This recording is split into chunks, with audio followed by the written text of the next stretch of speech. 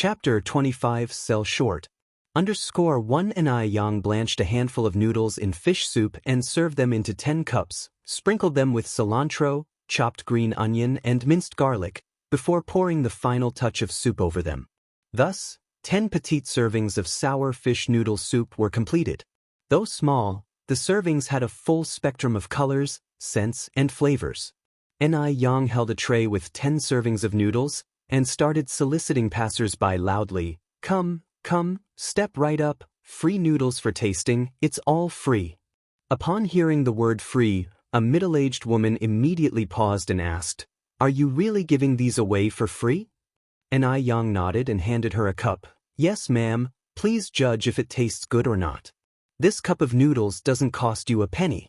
If you like it, you can sit down and have a bowl of it at only 3 cents per bowl. If you don't like it, you can simply leave without any obligation. After all, 1 a.m. a young girl standing before so many people. Do you think I could swindle you? The middle-aged woman suspiciously took a sip from the cup while multiple people had already gathered around to watch. In this era, promotional strategies were scarce, much more so the free food samples, thus attracting numerous onlookers. However, these onlookers only watched the first-to-act middle-aged woman, without accepting the cup noodles from Ni Yang, fearing it to be a scam. After finishing the soup, the middle-aged woman wore an incredibly baffled expression. The surrounding crowd was filled with curiosity. With an amiable grin, Ni Yang asked, So ma'am, how would you rate the taste? The woman took a bite of noodles without answering, carefully chewing and then looked at Ni Yang incredulously. This is absolutely delicious. Missy, how did you prepare this fish soup? The noodles, imbued with the tangy, spicy, and savory flavor of the pickled cabbage fish soup, were incredibly appetizing and left people craving for the next bite. There was no fishy taste at all. If it weren't for the fish fillet floating on the soup, who could believe these were fish soup noodles? Exactly. Ni Yang nodded. Ma'am, would you like a bowl? Yes, yes. The middle-aged woman replied excitedly and picked a place to sit down. Missy, hurry up and bring me a bowl. The middle-aged woman was originally going to have breakfast. She had been eating here for 3 or 4 years, but had never tasted such delicious noodles. She couldn't wait to have a bowl right away. Sure, ma'am, please wait for a moment. Ni Yang acknowledged the request. Having observed the reaction of the middle-aged woman, the onlookers started clamoring for a free cup of noodles themselves. They were simply too curious. Were the noodles indeed that delicious? Ni Yang rapidly handed out the remaining 9 cups of noodles to the others. However, many others had not gotten a share.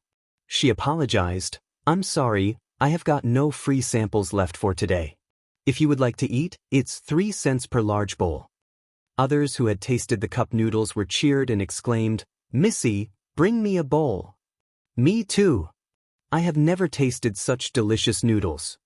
H2 similar comments increased, intriguing those who had yet to taste the free sample. I also want a bowl. In no time, all 3 tables were full, leaving many others standing while eating their noodles. In just 4 hours, 2 big pots of pickled cabbage fish soup were sold out, leaving many still waiting for their turn, expressing great regret. Ni Yang explained with a smile, Our pickled fish noodles are served with limited availability. About 200 servings a day. If you want to eat, you can come over a bit earlier tomorrow, the location is still the same.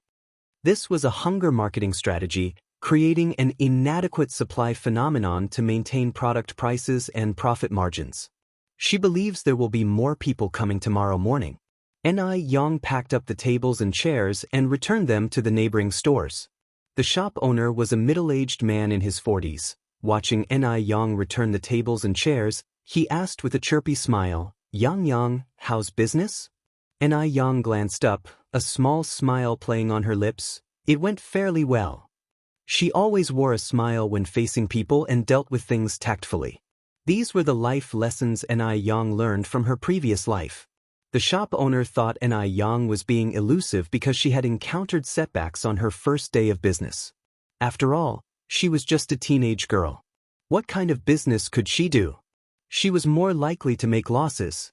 The shop owner immediately tried to comfort her. Yang, you can't rush a business, you have to take things slow, keep going at it. As the old saying goes, after persistence, the moon will appear through a parting sky. Look at my small shop, despite doing pretty well now, things were very bleak a few years ago. I was on the brink of shutting it down, but now aren't all troubles past, and everything is sweet? Yang set down the tables and chairs. You're right. Seeing Yang remain so calm and unperturbed, not complaining at all, the shop owner became even more curious. Normally people would complain a bit after facing setbacks, but Yang seemed to be taking it quite cheerfully. Unable to contain his curiosity, he asked again, Yang, how many bowls of noodles did you sell this morning? She replied, they're all sold out. Yang carefully placed the stove in a non-obstructive place, speaking lightly. So, all of them were sold? The shop owner's expression became instantly astonished. Yang, are you kidding me? When he saw the 2 big iron pots, he estimated that they could contain hundreds of bowls of soup. Surely, they couldn't have all been sold. This young girl was probably too worried about losing face, so she was boasting. If it had all been sold, wouldn't she have been over the moon with joy? How could she be so calm and composed? Yang continued, I'm not joking with you. They are really all sold out. I'm just packing my things to go home. The shop owner thought Yang was just bluffing and he laughed and said, since they've all sold out, you should go home now. Don't worry your family. In my opinion, it's better for girls to study more. He believed that a well-read woman would make a good match and that would be a satisfactory life. Well, 111 be going then, Uncle Lu. Goodbye. After putting everything away, Yang said goodbye to the shop owner. Shop owner Lu watched Yang's figure retreating into the distance and shook his head helplessly. The kids these days have too much vanity. Not selling the noodles is not a big deal, but pretending to have sold out all. Did she think he was too old to know better? Instead of returning home directly, Yang rode her bicycle to the agricultural market where she bought 8 fish. She also bought some fishing gear, along with some fruits and vegetables, adding to the list, kelp and pig's feet. By the time she reached home, it was a little past 11 in the morning. Yang is back. How was your business? How many did you sell? Kaiwa asked excitedly upon seeing Yang's return. Clearly, she had been waiting anxiously at the door for a long time. Yang handed over the fruits and vegetables she bought to Nai, laughing, Mom, with your daughter being so capable, how could the business not be good? Of course, they were all sold. All sold out. Nai opened her mouth wide in excitement and disbelief. Yang, you're not just saying that to make me feel better, are you?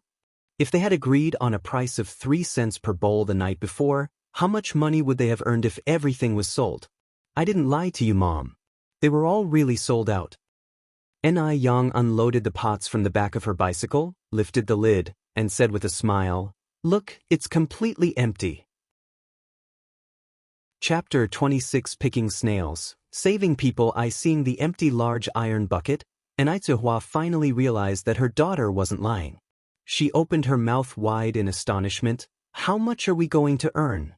She knew that her daughter's sour fish was delicious, but she didn't expect it to be so popular. Yang was unfazed. It's only a few dozen yuan, Mom. Let's go inside. I'm so hungry. Nai took the produce from Yang's hands. Let's go, meal is ready. Hurry and let's eat. Lunch was 2 dishes and a soup. 1 stir-fried green vegetables, 1 braised pork, and a tomato and egg soup. Hua's culinary skills were quite good. Yang finished a large bowl of white rice with the soup. Yang, eat more meat. Eating meat will help you grow taller. Nai kept adding meat to her daughter's bowl. Thank you, Ma. You eat too. Yang also added a piece of meat to Hua's bowl. After finishing the meal, Yang counted the money she made from selling noodles in the morning. It totaled out to be 76 yuan and some change, which meant that she had sold almost 256 bowls of noodles. Nai had never knew that you could make so much money in just one morning. She immediately said, Yang, do you need Mom's help tomorrow morning? Yang gave the money to Nai and smiled, No need, Mom. One can handle it on my own. You just need to take good care of little sister at home. And Aitsuehua put the money away, feeling a sense of astonishment. I didn't know how easy it is to earn money in the city. Your dad and grandma would surely turn green with regret if they knew how good you are at making money now. The Mu family used to live frugally, and they couldn't even save 100 yuan over a year. But Ni Yang earned over 70 yuan in just one morning. And Aitsuehua, a woman from deep inside the mountains, didn't know much. She thought that city money was easy to earn, unaware of how much hard work and sweat Ni Yang had put into it. Ni Yang maintained her composure and immediately corrected her mother's incorrect notions. It's not about city money being easy to earn. It's about finding the right method. If it was someone else, they might not necessarily make money. Lots of people lose money in business right now. Ni Tsuehua nodded in confusion. Ni Yang picked up her purchased fishing gear and continued, Mom, I'm going to make a round by the river. All right, your aunt Ni told me the river is quite deep. I'll go with you. Ni Tsuehua knew that she was going to fish and was a bit worried. Ni Yang chuckled, It's okay, Mom. You don't need to go. One know how to swim. Just stay at home and rest. To the east of Jinghua village, there was a long river. During this era, there weren't any factories yet, so the river water was very clear, and occasionally you could see a few children herding cows by the riverbank. It was the busy farming season, and people were hard at work in the fields everywhere. Did you see that? That's Ni Chenggui's relative. I heard her name is Yang. The one who bought the bicycle? Yes, that's her. My gosh. She even bought a bicycle. I have no idea where the young widow and her daughter got the money from. Idle chatter began to increase throughout the fields. Ni Yang didn't concern herself with the gossip. She carried on, believing that the rumors would be self-defeating one day. Her most important task right now was to earn money. To earn a lot of money. As long as she had money, she could ensure a good life for her mom and sister. Ni Yang quickened her pace towards the river bank. The river wasn't very deep, and in the shallow parts you could see a lot of snails and river clams. Ni Yang rolled up her trouser legs, put the fishing basket into the deep water, then began to pick up clams and snails from the riverbank with a plastic basin. During this era, people were not fond of clams and snails because they smelled musty if not properly prepared. Moreover, everyone was busy farming, who had the time to explore new dishes. Within a short while, Ni Yang had collected a basin full of river clams and snails. Young lady, why are you collecting so many snails? A woman in her 50s or 60s said, coming up to the riverbank. She was wearing a towel on her head and holding a little child by her hand, a bright child with large, round eyes, staring curiously at Ni Yang. Ni Yang laughed and said, I'll pick them up and stir-fry, adding some green onion, ginger, garlic, and chili. It'll be fragrant. Auntie, would you like to pick some with me? The aunt frowned deeply. You're a big girl from out of town, aren't you? These things are fishy and hard to eat. We usually use them to feed ducks. No sooner had she finished speaking than the child she was leading by the hand started to convulse all over, foam at the mouth, and fell to the ground in less than 10 seconds. It was as if he was possessed. All of this happened so fast. The aunt obviously had never seen anything like this before and was scared to her knees, not knowing what to do. Go bao. What's wrong with you? Go bao, she said, about to pick up the child and run home. Ni Yang immediately dropped the basin in her hand and ran to the shore to stop the aunt's actions. Auntie, my family's been practicing traditional Chinese medicine for generations. Quickly hand the child over to me.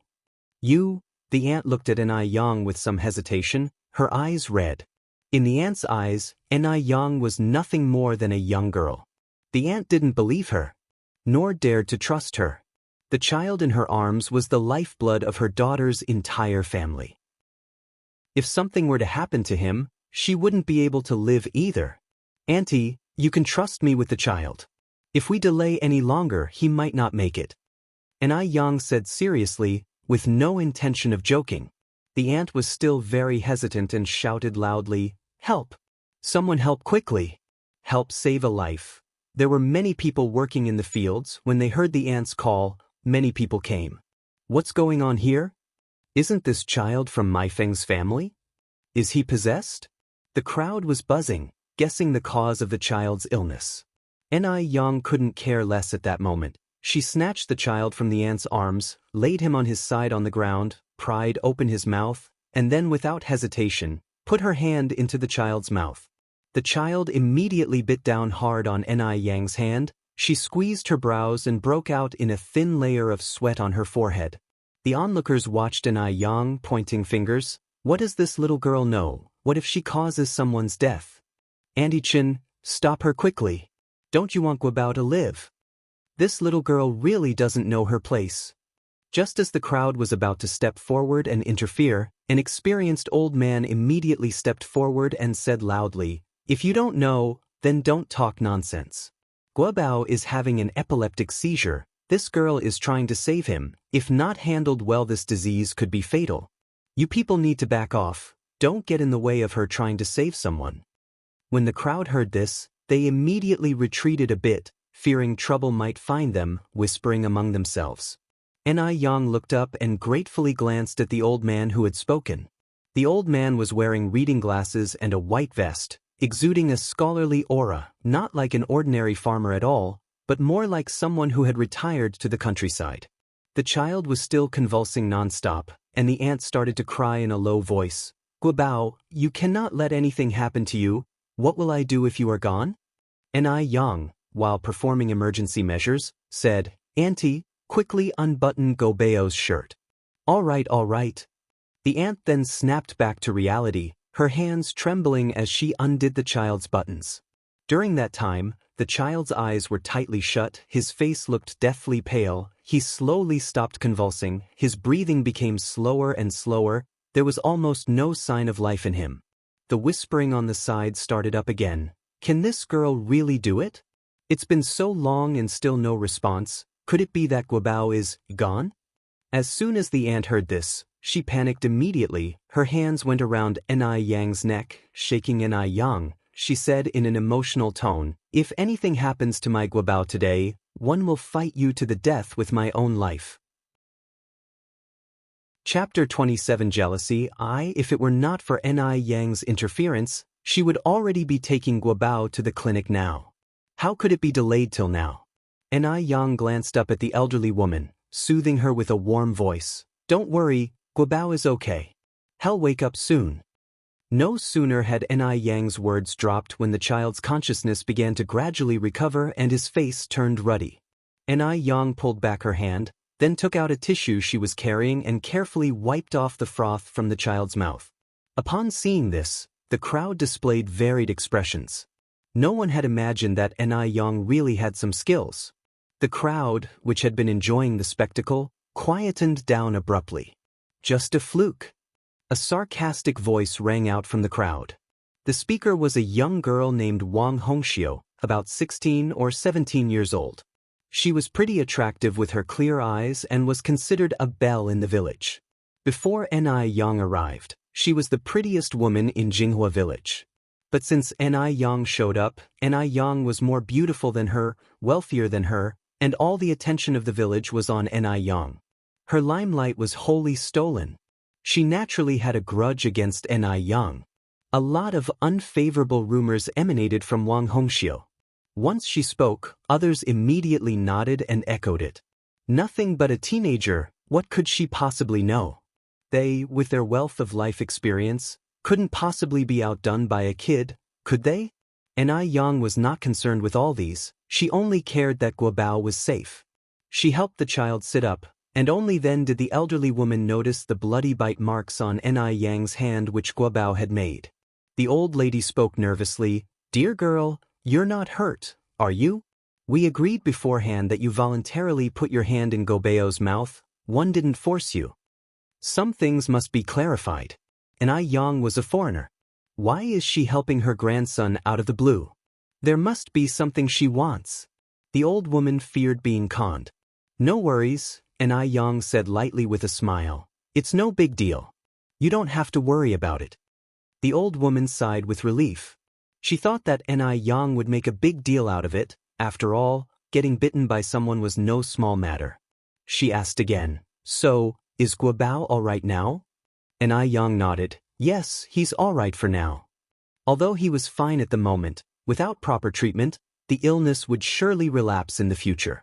Just as she finished speaking, the child in her arms suddenly opened his eyes. He first looked at the old woman, then at Yang, asking in confusion, "Grandma, what happened to me?" During an epileptic seizure, one experiences temporary memory loss. The child was suffering from epilepsy, commonly referred to as madness disease, causing a loss of consciousness, convulsions, and frothing at the mouth during an episode. Yang had earlier put her hand in his mouth to prevent him from biting his tongue, unbuttoned his shirt, and lifted his lower jaw to prevent suffocation. These were the basic emergency measures during an epilepsy attack. Confronted with the child's question, the old woman was at a loss for words. Yang smiled and patted the child's head. "You're fine. We just played a game." His gaze drifted on to Yang's hand, a flicker of concern in his eyes. "Sister, what happened to your hand?" Yang raised her left hand, her eyes smiling as she casually replied, "One accidentally hurt myself. You should get up quickly. The ground is so dirty." Picking himself up and dusting off his behind, the child introduces himself, "Sister, I'm Yang Guobao, 7 years old. This is my grandma. Thank you for your help today." Yang Guobao's epilepsy was congenital. He was always painfully aware of his condition, and because of his disease, the other kids in the courtyard were unwilling to play with him. So, his mother had brought him to the countryside for a change of atmosphere. It seems his illness has flared up again. His sister probably hid his illness from him to spare his feelings, though in reality he knew everything. A skeptic sauntered over, scrutinized Yang Guobao up and down, and asked with trace of suspicion, "Guobao, are you really okay?" One moment he looks on the brink of death, and the next he's fine. Yang Guobao nodded his head and turned in a small circle in place. "I'm really fine." The crowd watched Yang Guobao, all of them remarking in amazement. The elderly woman looked gratefully at Yang. "My dear, one can't thank you enough. If it wasn't for you, I wouldn't know what to do." "There's no need for thanks, it was a simple thing to do." Yang replied indifferently. Given the chance to live again, Yang valued life more than anyone else, not only her own but also those of others. Yang Guobao looked at Yang, his big eyes filled with curiosity. "Sister, what's your name?" He really liked this beautiful sister. She was like a fairy. Not only was she beautiful, but she was also very kind-hearted. Yang smiled slightly. "My name is Yang." "Li Yen." Yang Guobao cocked his cute little head to one side. "Is Yen the Yen of beautiful?" "No, it's Yang. Ni from the beginning of the phrase in the beginning, and Yang from the phrase fire and smoke. When Yang was born, it was mealtime and every household's chimney was emitting smoke, so Mu Jinbao named her Yang. It was fortunate that she was born at mealtime, otherwise she might have been given a name representing the era such as Changjing, Red Soldier, Chuanxiang, Chunhua, etc. "Sister, can one be your friend?" Yang Guobao took Yang's hand and asked hopefully. "Of course." Yang nodded, smiling. "Guobao, let's go play together." At that moment, 2 children ran out from the audience. Immediately, adults grabbed their hands and warned them in a low voice, "Don't play with him in the future. His illness might be contagious, and whose fault will it be if he dies? Let's keep our distance from such people." At the words, Yang frowned slightly, but Yang Guobao's face remained calm. It was clear that he had experienced this sort of thing repeatedly and had grown accustomed to it. Yang looked up, about to say something, but Yang Guobao tugged at her hand and reassured her, "Sister, I'm fine."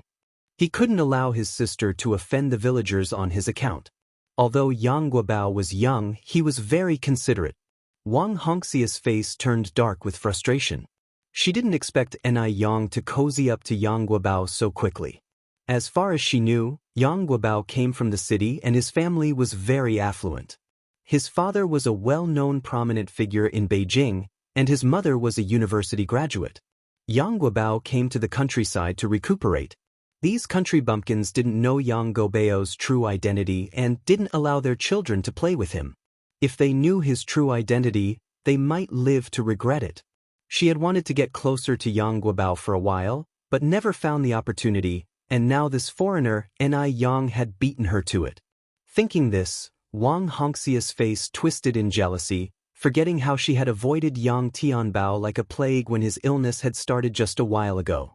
The elderly woman led Yang Guobao away, speaking to Yang, "My dear girl, I cannot thank you enough for today. I'll take Guobao home now." Yang Guobao had just woken up, and the old lady was a little worried. She planned to ask her daughter what was really going on when she got home. She never knew that her grandson had such an illness. Yang looked up slightly. "All right, you can just call me Yang from now on. By the way, I'll give you a prescription. Get the traditional Chinese medicine according to this prescription. Give it to Guobao for 3 months, and his condition can be completely cured." Chapter 28. Do not make friends with those with inscrutable intentions. _1 Yang wanted to scribble a prescription for the old woman, but after patting her pocket, she realized that she didn't have any pen or paper. Suddenly, she remembered that she was no longer the same Yang who always had a pen and a paper at hand. Yang gave a faint smile and continued, "Why don't you come to my house to get it, grandmother? I've just moved in over there." As the only outsider in Jinghua village, it wouldn't be difficult for anyone to find her. All right. The old woman quickly nodded. 111 come later. "Thank you so much, Yang. We'll be going now. Guobao, say goodbye to your sister." "Goodbye, sister." Yang Guobao waved to her. "Goodbye." Yang took her leave with a bright smile in her eyes. Once Yang Guobao left, the onlookers dispersed. However, when they looked at Yang again, they had a distinctly different impression of her. After all, she remained calm and composed during a dangerous situation, even managing to save Yang Guobao. She did something that not many adults would be capable of doing. Consequently, Yang had a new label in the hearts of the people. This girl isn't simple. After everyone else had left, Wang Xiuhong was still standing there. She thought for a moment, then walked over to Yang and smiled. "Sister Yang, my name is Wang Xiuhong. I live not far from here. Can we be friends?" Given the present circumstances, she could only try to befriend Yang. Only by infiltrating the enemy's ranks could she effectively control and suppress them. Wang Xiuhong was no fool. Yang smiled lightly and looked up. "Sorry, no." Wang Xiuhong was taken aback. She hadn't expected Yang to reject her outright. At that moment, her face darkened. She had taken the initiative to extend an olive branch, yet Yang wasn't taking the hint. She must be from a small place. She lacks discernment. "Why?" Wang Xiuhong asked. Yang's expression was serene as she replied candidly, "Because I don't befriend people with ulterior motives." She had been aware of Xiuhong for a while and was naturally aware that Wang Xiuhong didn't have good intentions. She refused to waste her time on such people. Ulterior motives? Being so openly confronted, Wang Xiuhong started trembling with anger and slapped Yang. "You ill-mannered brat. Since your mother didn't teach you how to behave, allow me." With her striking looks and a group of young boys fawning over her, Wang Xiuhong was like a petty tyrant in Jinghua village. Kids would make sure to respectfully address her as Sister Xiuhong. Who would dare to offend her? Running into a brick wall with Yang today naturally left her with a bad taste in her mouth. Since her sweet words were falling on deaf ears, she had no choice but to resort to violence. Yang caught Wang Xiuhong's swinging wrist in an instant, her voice ice-cold. "Apologize." It may have appeared that Yang simply caught Wang Xiuhong's wrist effortlessly, but the actual force she exerted was something only Wang Xiuhong could comprehend. She was in so much pain that her face contorted. "You little wretch. Let go of me." Yang's expression chilled further. "Apologize. Let go of me, you wretch." Wang Xiuhong struggled violently. The more Wang Xiuhong struggled, the harder Yang's grip became, until finally, she started crying out due to the intense pain. Yang's face remained expressionless, her red lips tightly pursed. She emitted an oppressive aura that left Wang Xiuhong flabbergasted. She had initially thought that Yang was simply a piece of soft clay to be molded as she pleased, but never expected Yang to be such a tough nut to crack. "Apologize." And Yang repeated, her voice frosty. I'm sorry. I'm sorry. I'm sorry. Wang Xiahong's voice wavered with her sobs. Are you willing to submit? And Yang asked as she looked down at her. Wang Xiaohong bit her lip hard, nodded reluctance and conceded, I yield. Louder. And Yang demanded, her eyes coldly piercing. I yield. Wang Xiaohong bit her lip, raising her voice, her face a mask of humiliation. Louder. And Yang commanded, narrowing her eyes slightly. Wang Xiaohong took a deep breath and shouted out loud, I yield. One yield. And Yang smiled contentedly, her eyes sparkling as if filled with stars. She never asked for trouble, but if trouble was forced upon her, she would never back down. If she didn't deal with Wang Xiaohong this time, Wang Xiaohong would doubt whether Yang was as soft as she looked and could be easily preyed upon. No matter the era, the rules of survival remain the same. Survival of the fittest. The weaker you appear, the more audacious your enemies become. Those like Wang Xiaohong, they should be met with force. I've apologized already, now let me go, Wang Xiaohong pleaded, her eyes red and swollen. But Yang had no intention of letting her go. Smiling, she asked, Are you angry? Her face was calm and composed as she added, I love seeing you getting angry at me and unable to fight back. With that, she roughly let go, causing Wang Xiaohong to tumble back off balance. Stumbling, Wang Xiaohong fell onto the ground, an ominous look filling her downcast eyes. Yang dusted off her hands, If you provoke me again, consider the consequences. As she spoke, she purposely snapped off a tree branch. Watching this, Wang Xiaohong broke out in cold sweat. Just you wait, my little cousin. You dare humiliate me like this? I will make you pay dearly for it. Watching Yang walk away, Wang Xiaohong tightly bit her lip, fury burning in her eyes. Yang carried the collected river snails into the village, greeting the villagers with a smile whenever she passed by them. Who wouldn't like a sweet-tongued, good-looking girl? Once home, Yang drew a bucket of well water to keep the collected snails and clams, adding a few drops of vegetable oil on the water surface to make the snails spit out sand and grit faster.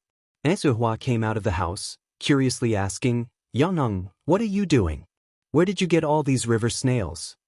Yang stood up, smiling cheerily, Mom, the well water is very cold, you better stay away from it and go back inside to rest. One just brought back these river snails, planning to stir-fry them tonight. You can eat river snails? Suihua asked, somewhat surprised. Yang nodded, of course you can. It's a delicacy. She had brought back big river snails that had yielded a lot of meat, and if cooked right, they wouldn't taste worse than pork. Over the past few days, Yang had introduced many new things to Suihua, who accepted them without questioning further and dragged Yang into the kitchen. Yang, I've already cut up the fish for you. Come and see if it's all right? Suihua wanted to help her daughter and had sliced several fishes into thin pieces.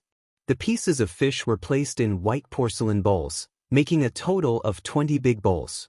The fish bones and heads were already being stewed in a pot, the soup a milky white, and the air filled with a delicious aroma.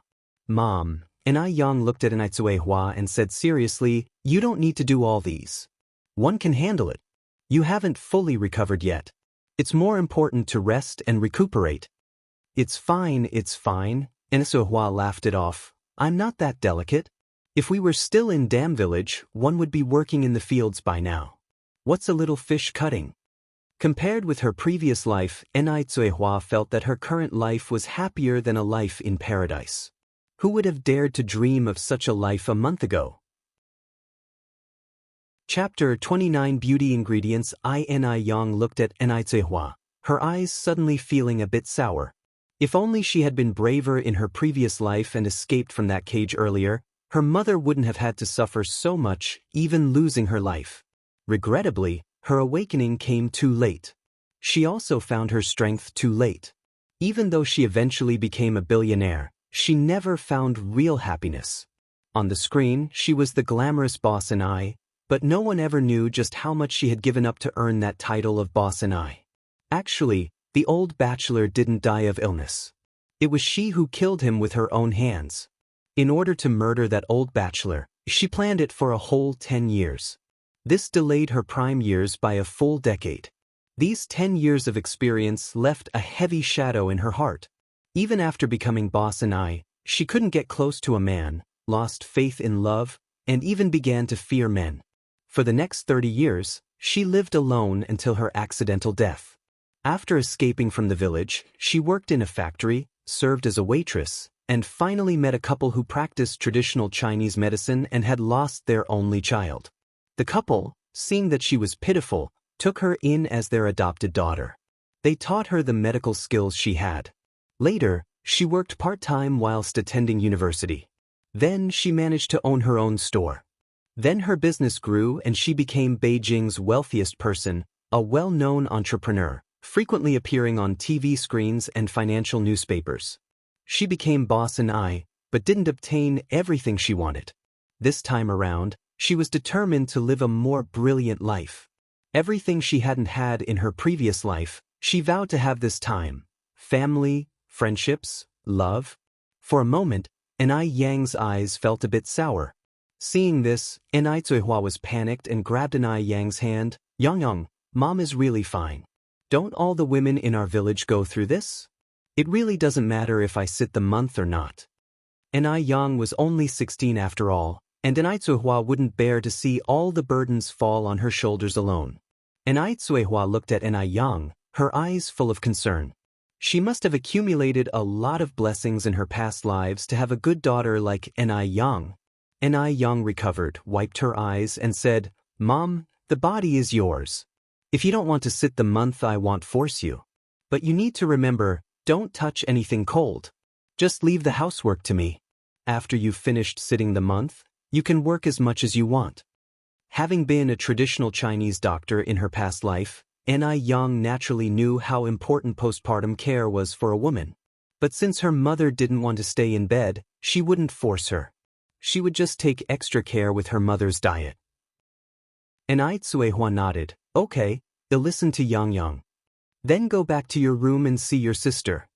Yang pushed Zuihua towards the house. There's not much work here, just leave it to me. Having no other choice, Zuihua returned to her room.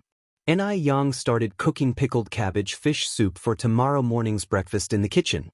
Today, Yang added pig's trotters to the fish soup, resulting in a white and richly flavored soup that was incredibly delicious. People in this era, due to their meager diets, loved fatty meat. No one bought bones, allowing Yang to purchase 10 kilograms of bones for only 3 yuan. After cooking the soup, Yang carried a plastic bucket to the river. It was already past 5 at this point. The sun was gradually setting. The golden sunset reflected on the river, like an exquisite natural oil painting. Even the clear water of the lake seemed lively, filled with texture. It seemed like a fairyland on earth. The remaining sun shone on the water. Half of the river was calm, half of the river was painted red. There were a few shirtless little boys playing and bathing by the river. A few water buffaloes were leisurely grazing near the river. Everything seemed exceptionally serene and harmonious, a kind of contentment that was lost in the later generations. Yang walked to the river, rolled up her trouser legs, took off her shoes, and headed in the direction where she had set her fish trap that morning. The little boys by the river were shy when they saw Yang step into the water, diving quickly and disappearing under the surface, transforming into agile fishes lurking beneath the water. Yang, carrying the fish trap upon returning, had a slight smile on her face. The trap was heavy with quite a few fish. On reaching the shore, Yang poured all the fish from the trap into a plastic bucket. The bucket was filled with fish of various kinds such as carp, crucian carp, mullet, grass carp, and many small river shrimps. This was a sight unseen in later generations. Only in this pure, unpolluted era could one find such an abundance of wild fish and shrimp. After pouring out all the fish, Yang put the trap back in its original place. A little boy who was swimming approached cautiously and asked, "Sister, is your name Yang?" "Yes," Yang replied with a smile. "What's your name?" The little boy tilted his head looking at Yang. "Sister Yang, you are really pretty, even prettier than Sister Xiaohong." Regardless of the era, Beauty always commands attention. And Yang finished placing the trap. Thank you for your compliment. Be careful when you swim alone. The little boy continued, Sister Yang, my name is Li Changsho, but you can call me by my nickname, Gooden. I am not here alone. I came here with my brother Li Fugue, and one also have an older sister called Li Ronghua. Gooden. And Yang laughed without replying. Gooden continued, however, my sister is not as pretty as you and she has a terrible temper, always ready to hit people. Only a real younger brother would dare to diss his sister this way. And Yang laughingly said, you're too young to judge people by their looks. Watch out your sister doesn't overhear you and give you a good beating. Hearing this, Gooden arrogantly raised his adorable little head. She wouldn't dare. And Yang smiled faintly. All right, one need to go home and cook now, one won't chat anymore, bye. Bye, Gooden waved to Yang. After Yang left, Gooden quickly swam to his brother Li Fugue. Brother, Sister Yang is such a nice person. She's nothing like what Uncle 2 and Auntie 3 said. Anyway, I really like her. Li Fugue, 6 years older and more mature than Gooden, replied, a gentleman doesn't judge someone by rumors, nor does he spread rumors about others. If she really is as everyone say, we'll find out with time. After Yang returned home, she placed all the fish and shrimp from the bucket into a large basin. She then removed the river shrimps, planning to make a dish of fried river shrimp for dinner. Next, she cleaned a carp, planning to use it with food purchased today to make a dish for beauty and breast enhancement, stewed carp with kelp and pork feet. Just having a pretty face isn't enough for a woman, she must also have a perfect figure. Wanting fair skin, a perfect figure, rosy lips, sparkling eyes can all be achieved through dietary therapy. In later generations, many people neglected their eating habits, had irregular meals, craved sweet and spicy foods, and were addicted to internet-famous foods and fast foods, leading to obesity, dark skin, spots and acne. Their looks would gradually deteriorate. Hence, Yang decided to start now and use the knowledge of traditional Chinese medicine she learned in her previous life to improve herself, both externally and internally. Not just herself, but also Zuehua. Zuehua, now only 36 years old, already had wrinkles on her face. Her skin was extremely dull, and her figure had lost its shape. Yang wanted to help her regain her youth and find her happiness again. After prepping the ingredients for stewed carp with kelp and pork feet, Yang fetched a casserole and put all the ingredients in it to stew. Soon, delicious fragrance filled the small kitchen. Chapter 30 Mo Baichuan. There were 3 dishes and 1 soup for dinner. The first dish was a clear stir-fried pig kidney. Pig kidney contains micromineral elements like zinc, iron, copper, and phosphorus, as well as vitamins and fats. This is a good dish to alleviate aging. The next dish was sautéed green beans with river prawns. Both the green beans and river prawns are high-protein foods that have a strong lactogenic effect, promoting healthy breast development. This is considered an excellent dish for breast enhancement. Chengui ordered the sour fish dish. Aside from tasting good, sour fish had no other effects. Finally, there was a dish of stewed carp with kelp and pork feet, another breast enhancement dish. The main dish was chive porridge. As recorded in Compendium of Materia Medica, chive's porridge warms up the center and the lower body. Daytime Compendium of Materia Medica states, it helps stop diarrhea and bleeding, warms the waist and knees, eliminates cold obstructions in heart and chest, painful menstruation and abdominal pain. Therefore, chive porridge has the effect of driving away cold and warming the womb, which is extremely beneficial for women, especially for those like Zuehua who are in confinement. Ordinary people who consume it also benefit from its beautifying and rejuvenating effects. Women are always more beautiful when they are warm. As soon as Yang served the dishes, Chengge walked in with a bag. Good timing. Yang, can we start dinner yet? Where's your mom? Yang replied with a smile, and is back. My mom is putting my sister to sleep. If you are hungry, feel free to start first. Chengge put his bag aside. I'll wash my hands first. Let's start the meal together when your mom is here. Chengge wasn't the type to be impolite. Meanwhile, at the base, sitting in his office, Mo Baichuan rubbed his temples tiredly after a long day of work. Remembering something, he picked up the telephone on the desk, dialed a number. A moment later, the call was connected. "Hello, Aunt Wu, it's me." Perhaps due to not speaking for a while, his voice sounded deep and husky, filled with magnetism. On the other end of the line, Aunt Wu quickly handed the phone to an elderly woman with white hair. "Hello, Xiaochuan. My dear boy, when will you come back to visit your grandma?" The elderly woman's face lit up with a loving smile, her speech sweetly childlike. "Grandma, I'll come to see you as soon as one finish my work." His expression softened somewhat. "How are you and Grandpa doing?" "We're good, we're all good, you don't have to worry about us," replied Grandma quickly. "And Xiaodai?" asked Baichuan. "How is Xiaodai doing recently?" At his words, Grandma's face dimmed slightly. "She's still the same," Baichuan rubbed at his forehead, his face a mask of worry.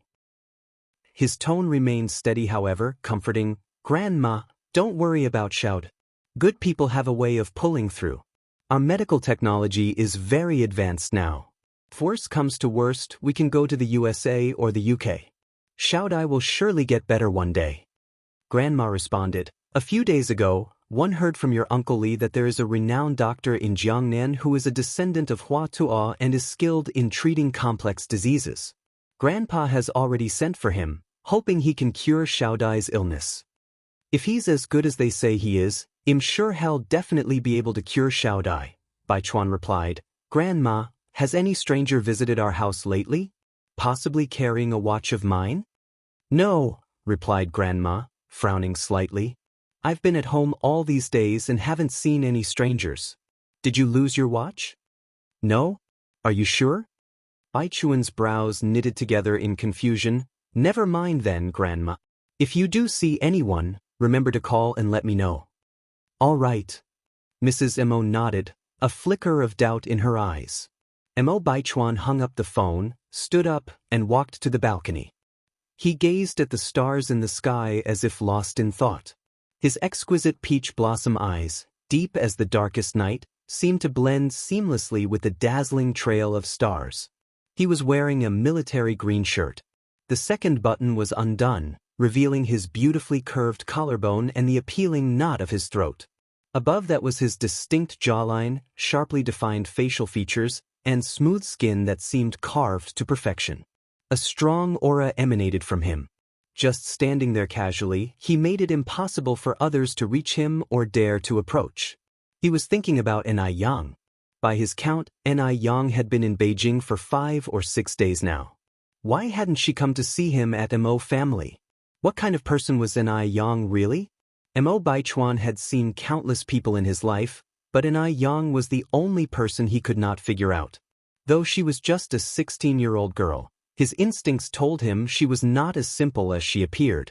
Ordinary girls her age didn't have her kind of courage and determination. Mo Baichuan's brow furrowed as the realization dawned on him that he was becoming increasingly infatuated with the girl. This was not a good sign.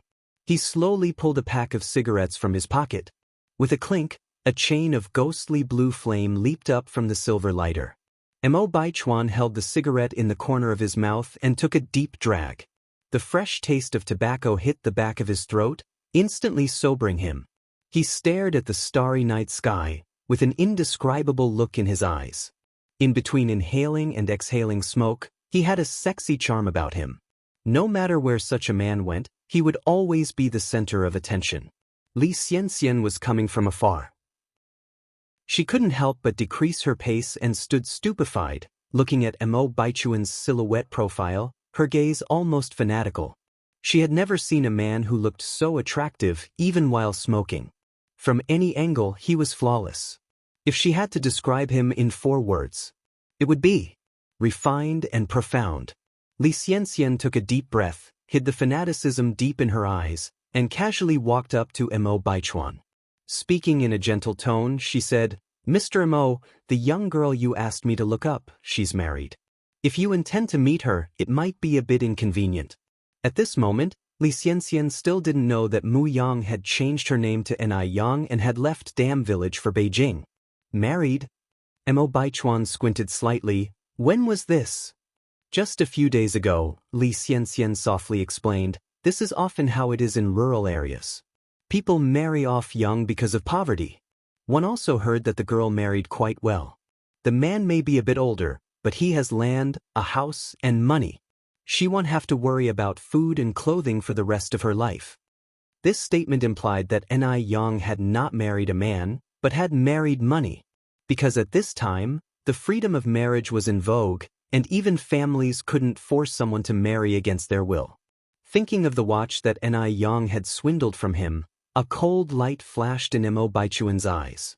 He must have been out of his mind. To fall for someone like that.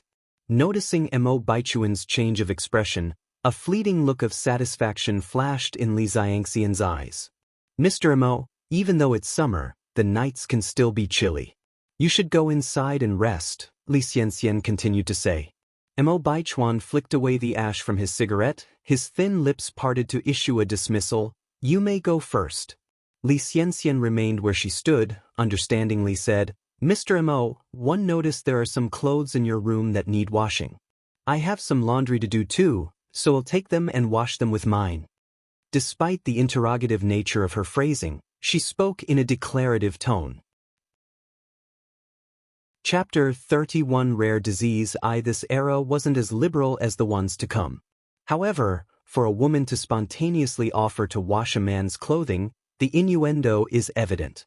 Moreover, Mo Baichuan was known for his aloof demeanor. Though, the popular phrase, aloof, wasn't prevalent yet in that time. Most would describe a man like Mo Baichuan as solitary and proud. Mo Baichuan always kept to himself, never letting any woman get too close, yet Li Xianxian felt she was an exception.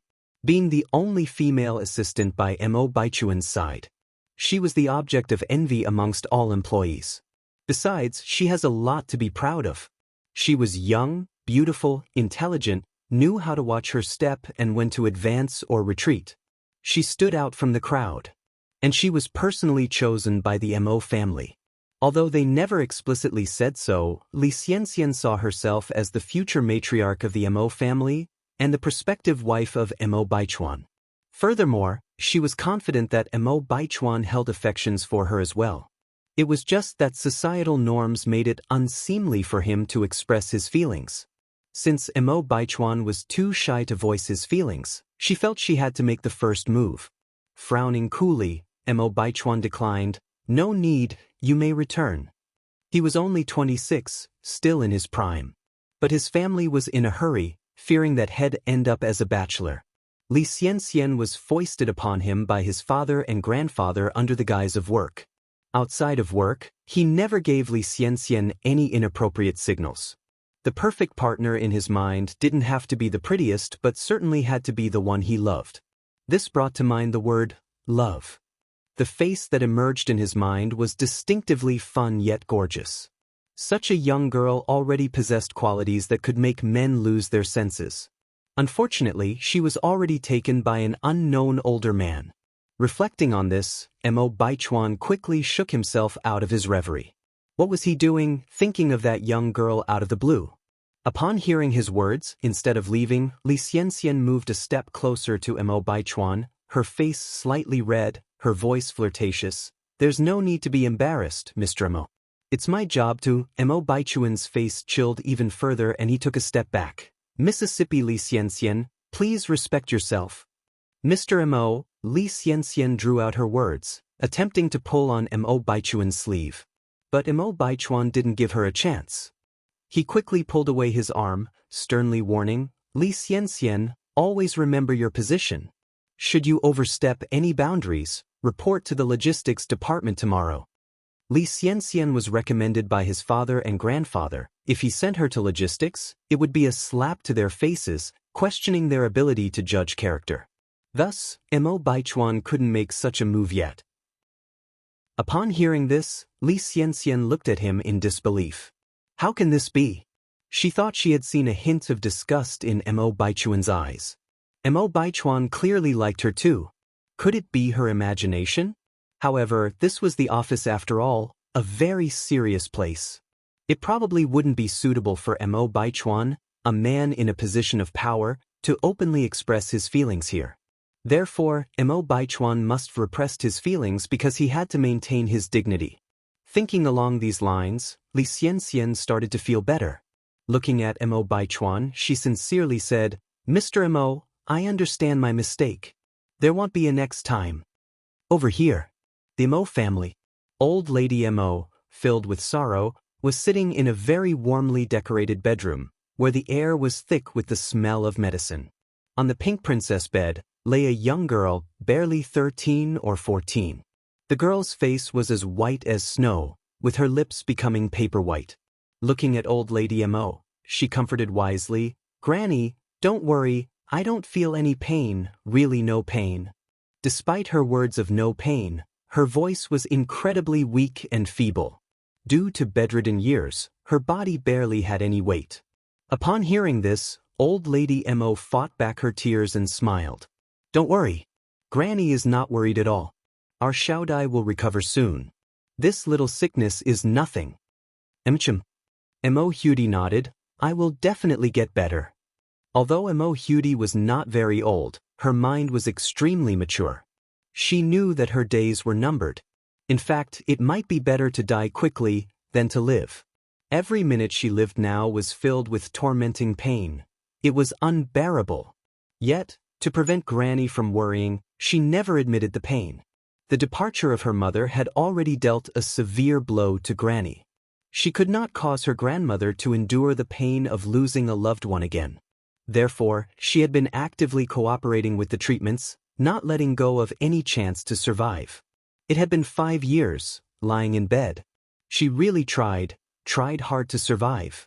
But now, she really couldn't hold on any longer. With the help of sleeping pills, Mo Hudi fell into an uneasy sleep. Even in her dreams, her brows frowned tightly. One could only imagine the bone-crushing pain she was enduring. At this moment, Old Lady Mo finally could not control her emotions and started to cry softly. Her daughter had already left. No matter what, she had to keep hold of the only bloodline left in the world by her daughter. Otherwise, she would have no face to meet her daughter in the afterlife. After crying, Old Lady Mo went to the living room, made a call, and said, "Tell Divine Dr. Li that as long as he can cure Xiaodai, our Mo family will meet all his demands." The Wang family. Yang Guobao was chasing a big rooster around the yard. Grandma was telling her daughter, Wang Meifeng, what happened on the river beach this afternoon. Listening, Wang Meifeng felt a cold chill. As Yang Guobao's mother, she knew her son's condition well. She knew that in such a situation, if Ni Yang didn't stop her mother and take prompt rescue measures, she might not have seen her son this lively today. Thinking of this, Wang Meifeng was filled with lingering fear. "Mom, we must thank that girl properly. Where does she live? Take me to her quickly." Grandma frowned slightly. "Are you saying that this girl, Yang, is really quite capable?" Even now, Grandma still held doubts about Ni Yang, considering her intervention as nothing more than her good luck. "Of course." Wang Meifeng continued, "If we sent Guobao to the health clinic today as you suggested, I might not be able to see Guobao right now. Mom, you've really met a noble person today."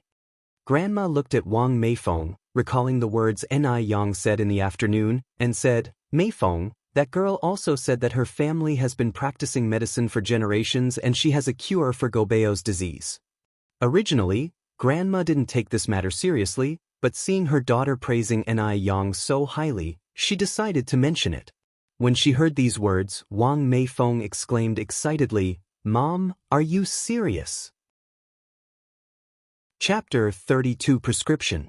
Yang Guobao's epilepsy originated from his mother's womb. Over the years, they had consulted countless hospitals and even tried folk remedies, but to no avail. If anything, Yang Guobao's condition only worsened.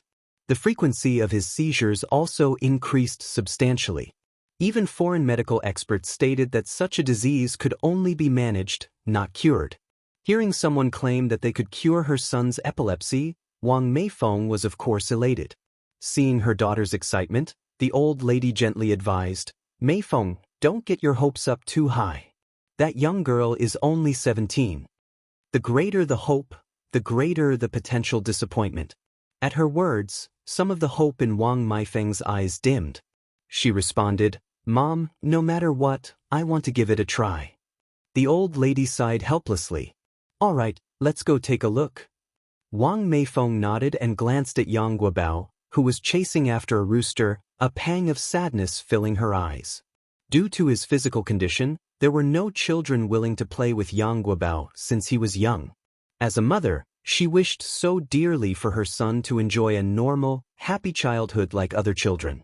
When Wang Meifeng and her group arrived at the Ni family's home, Ni Yang was serving food in the kitchen, while Ni Zuihua was feeding her daughter in the room. Ni Chengge was sitting at the table, waiting for the meal to start. The table was set with 3 dishes and a soup, hot steam rising and filling the air with appetizing smells. "Is Chengge at home?" the old lady called out as she entered the house. At the sound of her voice, Ni Chengge quickly stood up, looking out to see his guests. Recognizing them, a smile filled his face as he hurried forward to greet them. "Aunt Meifeng, what brings you here? Have you eaten yet? We were just about to start dinner. Please come in and join us." Ni Chengge had heard a bit about Wang Meifeng's situation. He didn't know the specifics, but he knew the Yang family had some influence in Beijing. Therefore, Ni Chengge had always been very courteous to the Wang family. The old lady chuckled, "Ching, no need for formalities. We've already eaten. By the way, is that girl called Yang Yang staying here with you?" "Yes, that's right." Ni Chengge nodded. As he spotted Wang Meifeng holding Yang Guobao's hand, his face looked slightly uneasy. Lowering his voice, he asked, "Did something happen? Did Yang Yang cause you any trouble?" Seeing Ni Chenggui's misunderstanding, Wang Meifeng quickly clarified, "No, not at all, sister-in-law. I'm here specifically to thank her." After that, she briefly explained the situation. Ni Chengge let out a sigh of relief, laughing, "One knew it. Yang Yang's a clever and capable girl. She wouldn't cause any trouble. She's inside, come in."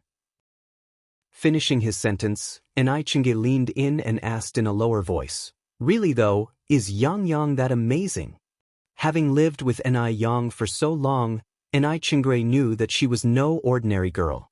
However, he was clueless that she could also treat illnesses. "Yes, she is." Wang Meifeng nodded, holding Yang Guobao's hand as she followed Ni Chengge into the house. As they entered, Ni Yang was just bringing out 3 bowls of rice. Upon spotting Ni Yang, Yang Guobao immediately ran over, smiling, "Sister." "Guobao." Ni Yang calmly put the bowls on the table, then squatted down to pat Yang Guobao's cute little head, smiling gently, "Did you have dinner yet?" "Yes." Yang Guobao nodded, pointing at Wang Meifeng and introducing, "Sister, this is my mom." Wang Meifeng approached Ni Yang, smiling gently, "Young comrade, hello. 1 a.m. Guobao's mother. Thank you for what you did this afternoon." Her words fell, then she respectfully bowed deeply. Ni Yang quickly reached out to support Wang Meifeng. "Auntie, you're being too kind. It's the duty of a doctor to save lives and heal the wounded. As long as Guobao is okay, that's all that matters."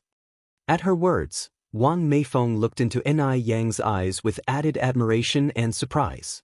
What was surprising was that Ni Yang, despite her young age, had a character that was as clear as jade, calm and composed.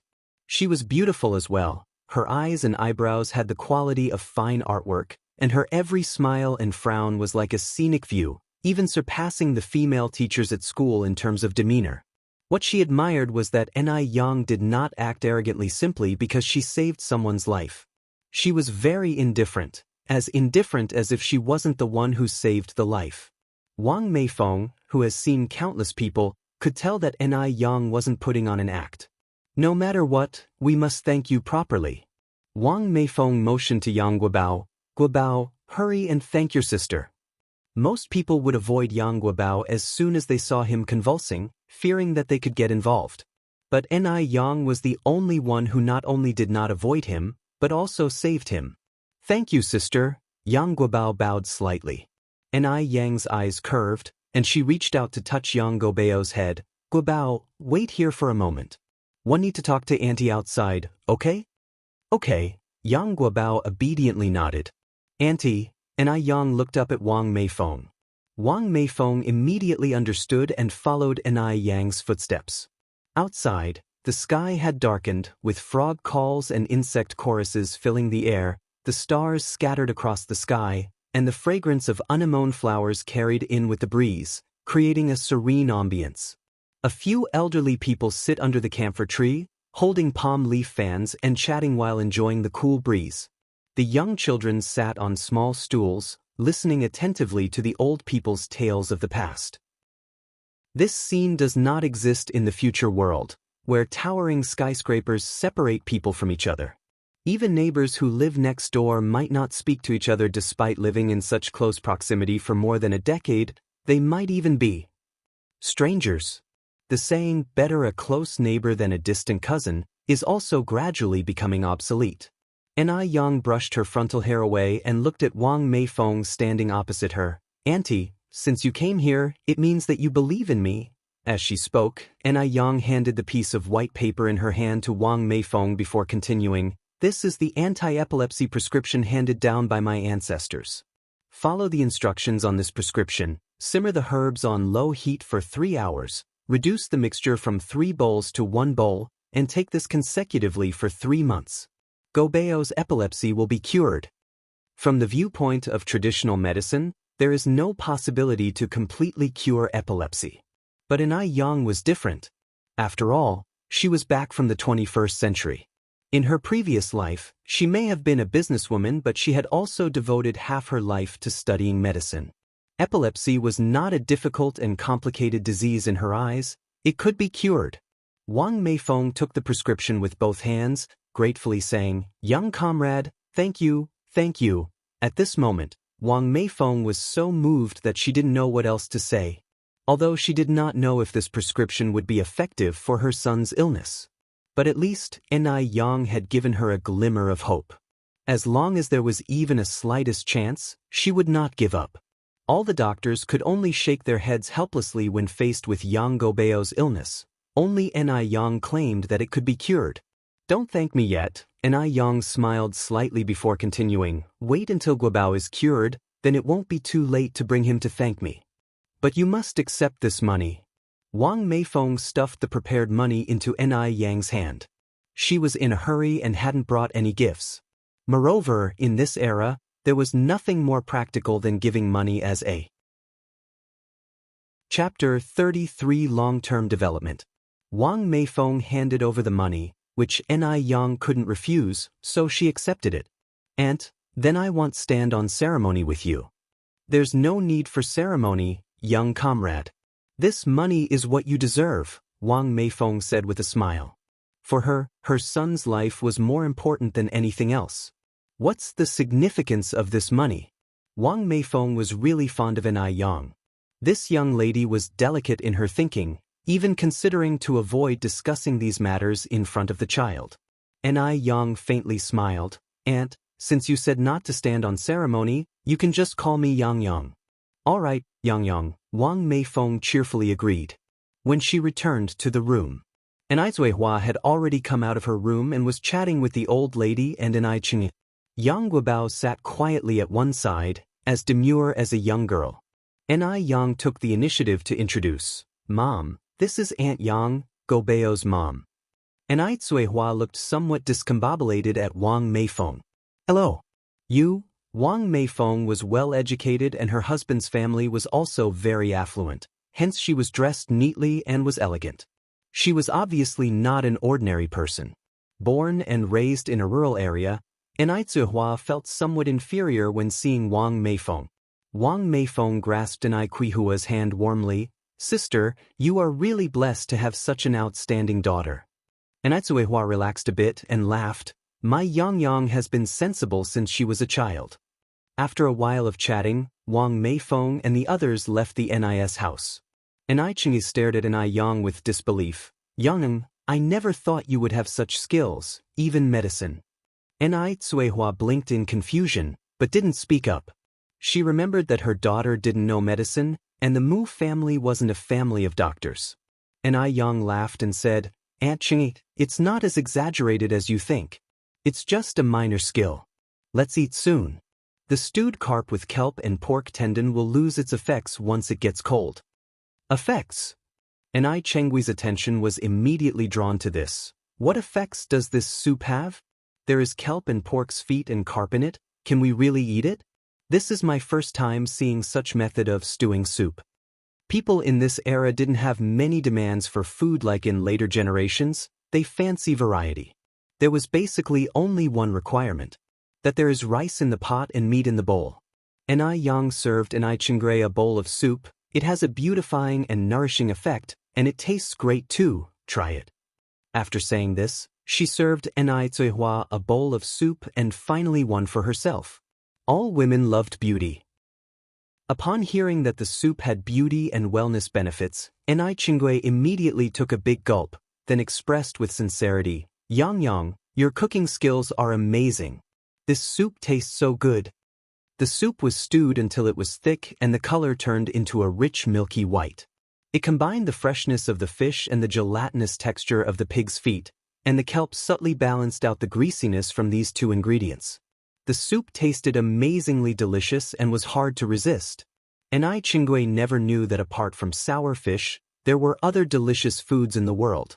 Try this as well. Ai Yang used the serving chopsticks to serve Ai Chengui some fried shrimp with green peas. "Mom, you should eat more of this dish."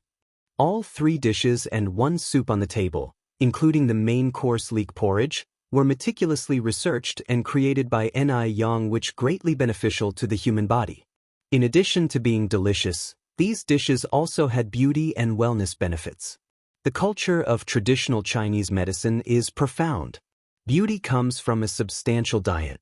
In this life, Ai Yang was not going to shortchange herself, neither externally nor internally.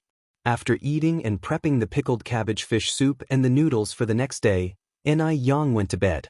She slept soundly, deeply, and peacefully that night. Since leaving the big village, everything has been moving in a positive direction. At 3:30 in the morning the next day, Ai Yang got up. At this time, it was still dark out. The stars were brilliant in the sky. After Ai Yang had prepared everything and cooked breakfast, she set off on her bicycle. Although it was early, there were already farmers in the fields reaping the harvest. In June, it was still hot. Everyone was trying to get more work done before the sun came out. At noon, when the sun was at its hottest, they could take a little nap. When she arrived at Food Street, it was just after 5 o'clock. At this time, several people were already waiting at the spot where Ai Yang had set up her stall yesterday. They had all come specifically to eat her pickled fish noodles. The noodles were not only cheap, but they were also incredibly satisfying. The tart and refreshing taste was irresistible. "Young comrade, you're finally here. We've been waiting for a long time," said a middle-aged man wearing glasses. Ai Yang raised her eyes with a grin. "Uncle, I normally arrive around 5:30. You don't have to come so early." In the meantime, Ai Yang quickly set up the stove, fetched tables and chairs from the nearby hardware store, arranged them swiftly, and then invited the customers to sit down. In no time, all 5 tables were filled, and there were still many people standing. Despite being a young girl, Ai Yang was quick and efficient. It wasn't long before she had cooked the first batch of noodles. Creamy noodles were scooped into bowls, smothered with spicy and sour pickled cabbage fish soup, sprinkled with spring onions, cilantro and garlic, alongside a touch of secret chili paste. The taste was beyond compare. Even before the noodles were served, several diners had started to salivate. Ai Yang quickly served the noodles to each of the customers. "Here are your noodles. Be careful, they're hot." The air was filled with the sounds of slurping noodles and satisfied sighs. "They're absolutely delicious."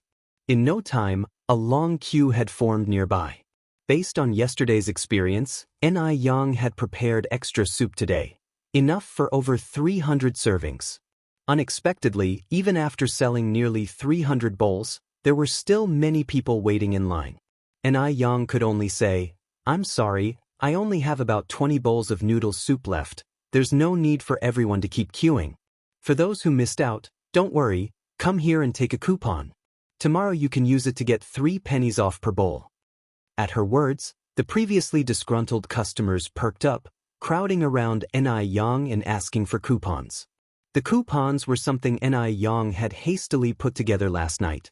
They weren't particularly fancy, but neither were they crude. This was also a way to promote her business. In her previous life, Ni Yang was a famous entrepreneur. She knew the unwritten rules of business, and she suspected that within half a month, others would certainly attempt to replicate her pickled fish noodles. Whether or not they taste good is one thing, winning the hearts of the people is what really matters. After selling the 300 bowls of noodles, Ni Yang had made 106.8 yuan. The noodles had cost her 6 yuan, the fish 2 yuan, and the pickled vegetables were worth even less. In other words, she had made nearly 100 yuan in profit that morning. For the ordinary person, they might be overjoyed to earn so much, but Ni Yang was no stranger to big businesses. She didn't have high expectations for the 100 yuan. Her sights were set much further. Now that the noodle business was going well, it was definitely time to consider its long-term development. Always running a street stall wasn't ideal, so Ni Yang planned to rent a storefront in a prime location at the market, apply for a permit, and become a legitimate business owner. While Ni Yang was moving the tables and chairs back into the adjacent shop, she was thinking about this issue. Yang, how was your business today? Did you sell out again? The voice of the shop owner sounded next to her. Chapter 34. A little girl who sells noodles. Ni Yang was setting up the tables and chairs as she said, "Uncle Li, surely you aren't a fortune teller, your predictions are so accurate." The shop owner thought Ni Yang was bluffing again and replied, Yang, there's no need for a girl to work so hard, you know. One advise you once again, read more books. Before the shop owner finished his sentence, a scholarly-looking young man walked out from inside the store, saying, Dad, have you seen the new pen I just bought? Only after he finished speaking, the young man noticed Ni Yang arranging the chairs and tables. Ni Yang was facing away from him, and all he could see was her delicate silhouette. There were many customers coming and going every day, and the young man didn't pay any special attention to Ni Yang. However, after hearing his father's words, he felt a bit curious about this girl. She didn't seem very old. Had she already dropped out of school? As his father said, what future could there be without an education? Your new pen. The shop owner frowned slightly. Let me go and find it for you. The son was 19 years old. His name was Li Wei. He is currently in his senior year of high school. His grades are excellent. He is a leader in his class, handsome, doesn't give his parents any cause for worry. Therefore, the shop owner dotes on his son and caters to his every need. At this moment, Ni Yang had finished arranging the chairs and tables. She smiled and looked back saying, Uncle Li, I've arranged the tables, I'll go back now. Her pair of clear peach blossom-like eyes collided with the young man's gaze. In that instant, ripples stirred his heart. Li Wei didn't expect that the ordinary dressed girl in front of him would in fact have such an astounding beauty. She was truly a beauty that could overturn a nation. He had never seen someone so beautiful. Beauty is admired no matter what era it exists in.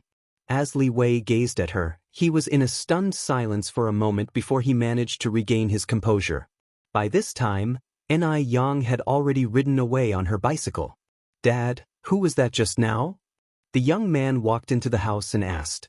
The shop owner, Li Dongliang, while busy searching for his beloved son's pen, responded casually, Oh, she's just a little girl who sells noodles. I believe her name is Ni Yang. The little girl is young, but quite vain. Xiaowei, we must be down to earth in life, study hard, and secure a good future. Unlike that girl, Ni Yang, who has thrown herself into society at such a young age, can't even read properly, who knows what will become of her in the future. Her family should have guided her better. It's a pity to let such a good seedling go to waste. Li Dongliang's voice was full of regret. Li Wei frowned slightly, a flicker of doubt in his eyes. He thought that Ni Yang seemed to be a person with a story, not as despicable as his father had described. Ni Yang. Although he didn't know which characters made up her name, he instinctively imagined the character Ni from the phrase, King Mingxian Nise, and Yen from Fu Yen Niao Niao. Li Wei wanted to say more, but just then Li Dongliang found the silver hero pen in a corner. Xiaowei, I found your pen, now go to school quickly. Li Dongliang handed the pen to Li Wei. At this time, a hero pen cost 20 yuan. With 20 yuan, you could buy almost 10 pounds of pork. Ordinary families wouldn't dare to make such a purchase, which showed how much Li Wei was favored at home. He was truly the pride of his parents. Upon receiving the pen, Li Wei suppressed his curiosity, put on his school bag, glanced at the neatly arranged tables and chairs and said, "Then I'm off to school." "Go ahead," Li Dongliang smiled with satisfaction. "I'll pick you up after your night classes." "All right, goodbye, Dad," Li Wei nodded. Just as Li Wei stepped out of the shop, a woman rushed out from behind him. "Xiao, wait. You forgot your milk." "Thanks, Mom," Li Wei smiled as he took the bottle of milk. This heartwarming scene was witnessed by a young girl standing not far away. A look of envy passed in her eyes, then she calmly walked towards Li Wei. "Class president, you seem to have arrived a few minutes late today." Li Wei lifted his milk bottle with a sunny smile on his face. "Bad memory, I forgot to grab my milk." This bright smile almost stunned the young girl. Not to mention that Li Wei seemed like a handsome young man who had stepped out of a movie. His academic performance was also excellent. Most importantly, his family was well off. People couldn't help but want to get close to such a man, regardless of where he went. Xianxia rode her bike along the busy street. The breeze blew, and her dark hair danced in the air, creating a perfect arc. Li Wei was crossing the street in the opposite direction, holding his milk. In a fleeting glance, he saw the gorgeous face hidden beneath her flowing hair. He paused involuntarily, halting his steps and staring in her direction. The girl beside him noticed his behavior and curiously looked in the same direction, her voice full of confusion. "Class president, what are you looking at?" Li Wei recovered his gaze in an unhurried manner. "Nothing much, we should hurry. It is almost time for school." The girl furrowed her brows in bewilderment but did not question further, falling in step with the young man as they headed in the direction of their school. With her mind set on expanding her business, Xianxia investigated the rental prices of the shops along her way. A decent location was roughly 150 yuan a month, while subpar ones ranged from 80 to 100 yuan. Moreover, such rental agreements either required a lump sum payment for 3 years in advance or buying the property outright. Now that she had added the money lent by Wang Meifeng last night, she only had a total of 950 yuan. If she rented a shop for 150 yuan a month, she would need to pay a lump sum of 5,400 yuan. Even if she rented in a less ideal location, it would still cost 2,880 yuan. She fell far short of these amounts. As Xianxia, once rich in her previous life, she felt the helplessness of poverty for the first time since her rebirth. Xianxia pushed her bike, contemplating in her mind, wondering how to make money quickly. If she wanted to earn more money, she had to sell more pickled fish noodles. Although her pickled vegetable noodles were tasty and business was good, there would soon be imitators. Their prices could even be lower than 30 yuan for a bowl. The market was ruthlessly competitive. Therefore, she had to come up with her own unique recipe that couldn't be replicated. She aimed to achieve what was once said in the future: always copied, never surpassed. Only this way she could have a continuous stream of customers. Xianxia came to the vegetable market with her bicycle. First, she bought several pickles, then over 60 pounds of cabbage, 10 pounds of onions, garlic and cilantro, along with some Sichuan pepper and other spices. Since she bought so much, the shop owner generously gave her some other vegetables for free. After buying the vegetables, Xianxia bought 10 fish. This time, she bought all bighead carp. The 10 fish weighed over 40 pounds and only cost her 3 yuan. Since she had to buy so many things, Xianxia didn't return home until the afternoon. Xianxia was lulling the child to sleep in the house. Seeing Xianxia return, she didn't care if Xianxia was sleeping or not and immediately handed her over. "Xianxia, why did you only come back now? I was really worried." Usually, Xianxia would always return home around 11 o'clock. Xianxia took her younger sister from her arms, gently stroking the girl's cheek with a smile on her face. "I got held up at the market. You shouldn't worry about me, I'm not a child anymore. Let me hold Yun. You should go eat. After eating, go have a good sleep. I'll wake you up when it gets dark." Xianxia truly cared for her daughter. Xianxia always stayed up late for work and woke up so early every day. Chapter 35. Who gave you this recipe?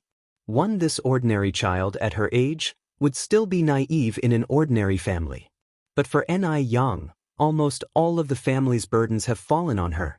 Every time she thought of the hardship endured by Xianxia, Xianxia was overwhelmed with shame. Was it because she had been so incompetent as a mother? Xianxia handed her little sister to Xianxia. "I'll go to eat first." Xianxia came to the dining room, hurriedly ate a few bites, left her chopsticks, and went to the courtyard to unload the goods from the bicycle. After the 60 caddies of vegetables were unloaded, a large heap was formed. It was indeed a massive task to wash them. Yet, Xianxia was not afraid of the trouble. After pressing a large basin of well water, she squatted down and started washing seriously. She planned to pickle these vegetables into sauerkraut. Having been in the catering business in her previous life, pickling sauerkraut was not a difficult task for Xianxia. Moreover, she was skilled and had devised a secret recipe. The sauerkraut she pickled was not only fragrant and crisp but also appetizing, leaving a lingering aroma in the mouth. In the sour fish noodle soup, the secret sauerkraut and the secret chili were the main characters. These secret recipes could not be imitated by others. She believed that once her secret sauerkraut was out, it would become even more popular given that the noodles she made using ordinary sauerkraut from the market were already selling well. With this thought in mind, Xianxia was full of energy and did not feel tired at all. In fact, most of the sauerkraut available in the market was not washed before pickling. After all, it was to be sold. But Xianxia was different. Since she was depending on customers to make a living, she would be responsible for them. Therefore, the food processed by her was always very clean and hygienic, as if it were prepared for herself. "Xianxia, why did you buy so many vegetables? Including you and Auntie and I, there are only 3 of us for dinner. How long do we have to eat such a large amount of vegetables?" Xianxia walked over to Xianxia, full of confusion. It was summer, a large amount of piled-up vegetables could easily rot. Xianxia explained with a smile, "Mom, these are not for us to eat. I'm going to pickle them into sauerkraut." "To pickle sauerkraut?" Xianxia asked surprisingly. "Xianxia, you know how to pickle the sauerkraut?" Actually, anyone could pickle salted vegetables, but not sauerkraut. It takes a certain level of skill to make the vegetables taste pleasantly sour and delicious. Therefore, Xianxia was somewhat skeptical of Xianxia. After all, Xianxia had never pickled sauerkraut before. Xianxia replied with a smile, "I've never pickled before, but I've read about it in books. It's actually not that difficult." The sauerkraut from the market is expensive, costing 1 cent for a caddy, while the fresh vegetables one bought cost 1 cent for 5 caddies. So one thought about giving it a try to save some money. Hearing this, Xianxia immediately rolled up her sleeves. "You would have to spend so much time to wash all these vegetables alone. Let me help you." "No need." Xianxia hurriedly stopped Xianxia. "Mom, how many times have one told you? You can help me with these after you've regained your health. Right now, you're not helping me but adding trouble." Unable to persuade her daughter, Xianxia had no choice but to give up and go back to her room. She quietly took out the 10 fish that Xianxia had bought, cleaned them, and began to slice them carefully. She didn't want to put all the burdens on Xianxia alone. Xianxia was washing vegetables outside and had no idea that her mother had started working secretly again. After washing the vegetables clean, Xianxia hung them all up on the rope. After the water on them had drained away, she neatly arranged them in the vat. For every layer of vegetables she arranged, Xianxia would even spread a layer of chopped ginger, garlic and pepper, and fine salt on top. Even before the pickling was done, a sour aroma was already wafting in the air, smelling incredibly good. About 2 hours later, Xianxia finally finished pickling all the vegetables. At this moment, the aroma of rich fish bone soup came from the courtyard. Xianxia knew it must be her mother who had secretly started working again. It seemed that she could only try to nourish her mother more in terms of meals. With this in mind, Xianxia quickly thought out a set of menus in her mind. All were made from food that was particularly good for women.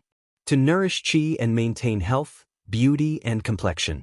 On the other side, in a high-end villa area in Beijing, upon receiving the prescription from Ni Yang, Wang Meifeng took Yang Guobao back to her parents' home. She couldn't wait to let Yang Guobao give it a try. But when she brought up the matter to her family with the prescription in hand, her always sensible mother-in-law Zhou Suhua was the first to oppose. Meifeng, medicine always has its toxicity, especially this one with no clear origin. Guobao is still small. What if he develops a more serious problem after taking it? Wang Meifeng explained, Mom, this is not medicine of unknown origin. It's a family prescription from Ni Yang. I believe it can cure Guobao's illness. Zhou Suhua narrowed her brows slightly. Then let me ask you, how old is Ni Yang you mentioned this year? Does she have a medical license? The expression on Wang Meifeng's face darkened. Although Ni Yang is young and doesn't have a medical license, she has indeed saved Guobao. Without her, Guobao might have already. The rest of her sentence was left unsaid. Zhou Suhua sighed and continued. I'm not denying that the girl called Ni Yang may have saved Guobao, but that doesn't necessarily mean she has the ability to heal. Maybe it was a happy accident?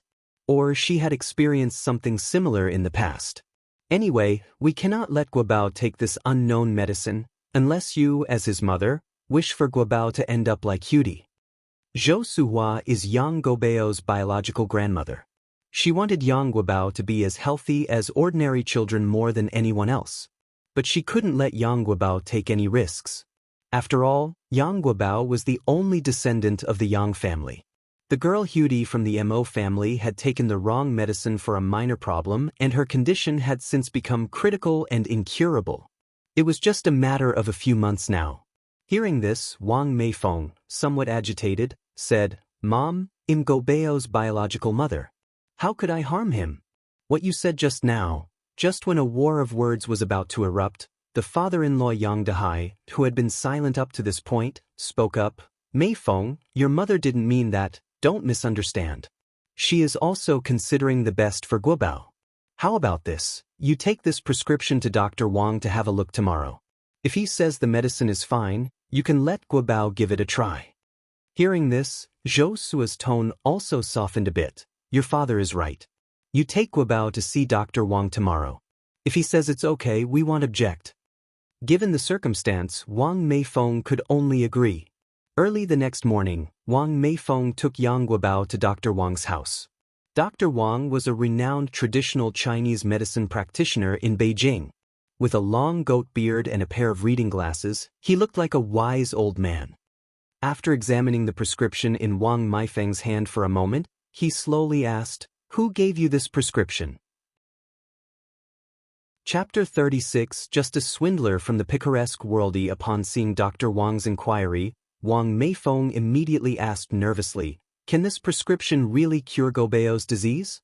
Dr. Wang looked at Wang Meifeng, sighed, regretfully shook his head, and said, The ingredients in this prescription are all very common, mostly for general health maintenance and replenishing vitality.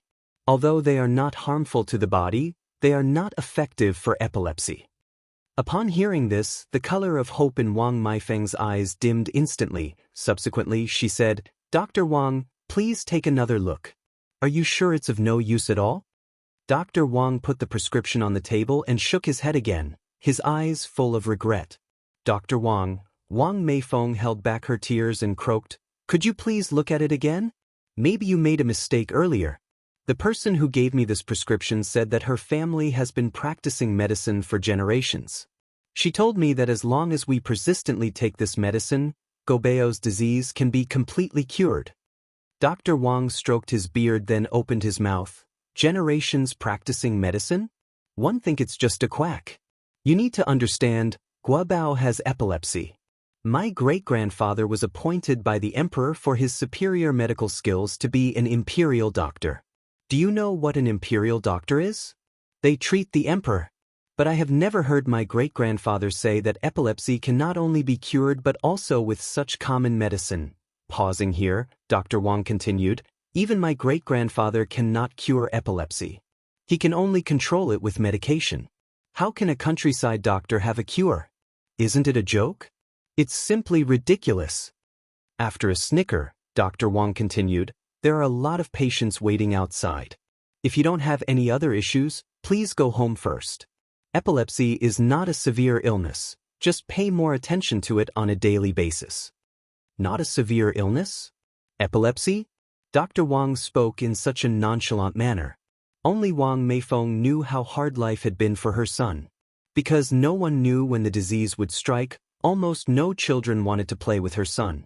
Everyone was afraid of being implicated. Moreover, once the epilepsy attacks, it's terrifying with froth coming out from the mouth and limbs twitching. If not handled properly, one may lose their life, and no schools were willing to admit such students. She never dared to let Yang Guobao go out alone. Wang Meifeng took a deep breath. Okay, I understand. Thank you, Dr. Wang. She turned around and began walking towards the door. As soon as she left the consultation room, patients who had been waiting in line pushed the door and went in. Yang Guobao was obediently waiting for Wang Meifeng in the courtyard. Although many patients were clearly waiting outside the clinic, Yang Guobao's small figure looked terribly lonely, as if he was cut off from the world. Wang Meifeng adjusted her emotions, smiled, and walked over to Yang Guobao. Guobao, are you hungry? Mom will take you to breakfast. Mom. Yang Guobao looked up at Wang Meifeng, his innocent eyes dark and deep. Did Grandpa Wang say that my disease is incurable? His voice was very calm, as serene as if they are discussing the weather. Wang Meifeng didn't expect Yang Guobao to say something like that. She was first stunned, then laughed. Silly kid, what are you talking about? You're not sick. You're healthy.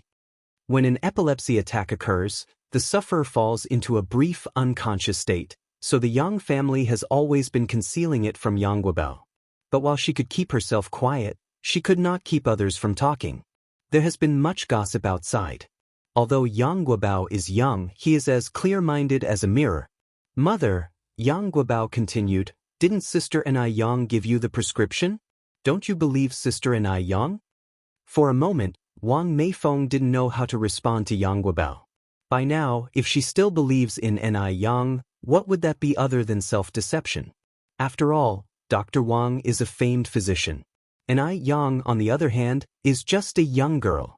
Guobao, Wang Meifeng squatted down, supporting Yang Guobao's shoulder, gazing at him and saying gently, it's not that Mom does not believe in Sister Anai Yang, but Sister Anai Yang's prescription is of no use to you.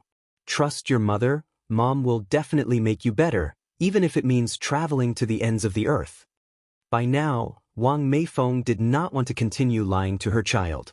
Yang Guobao just looked at Wang Meifeng, his round eyes slightly reddening. He croaked, Mom, one want to be like normal children.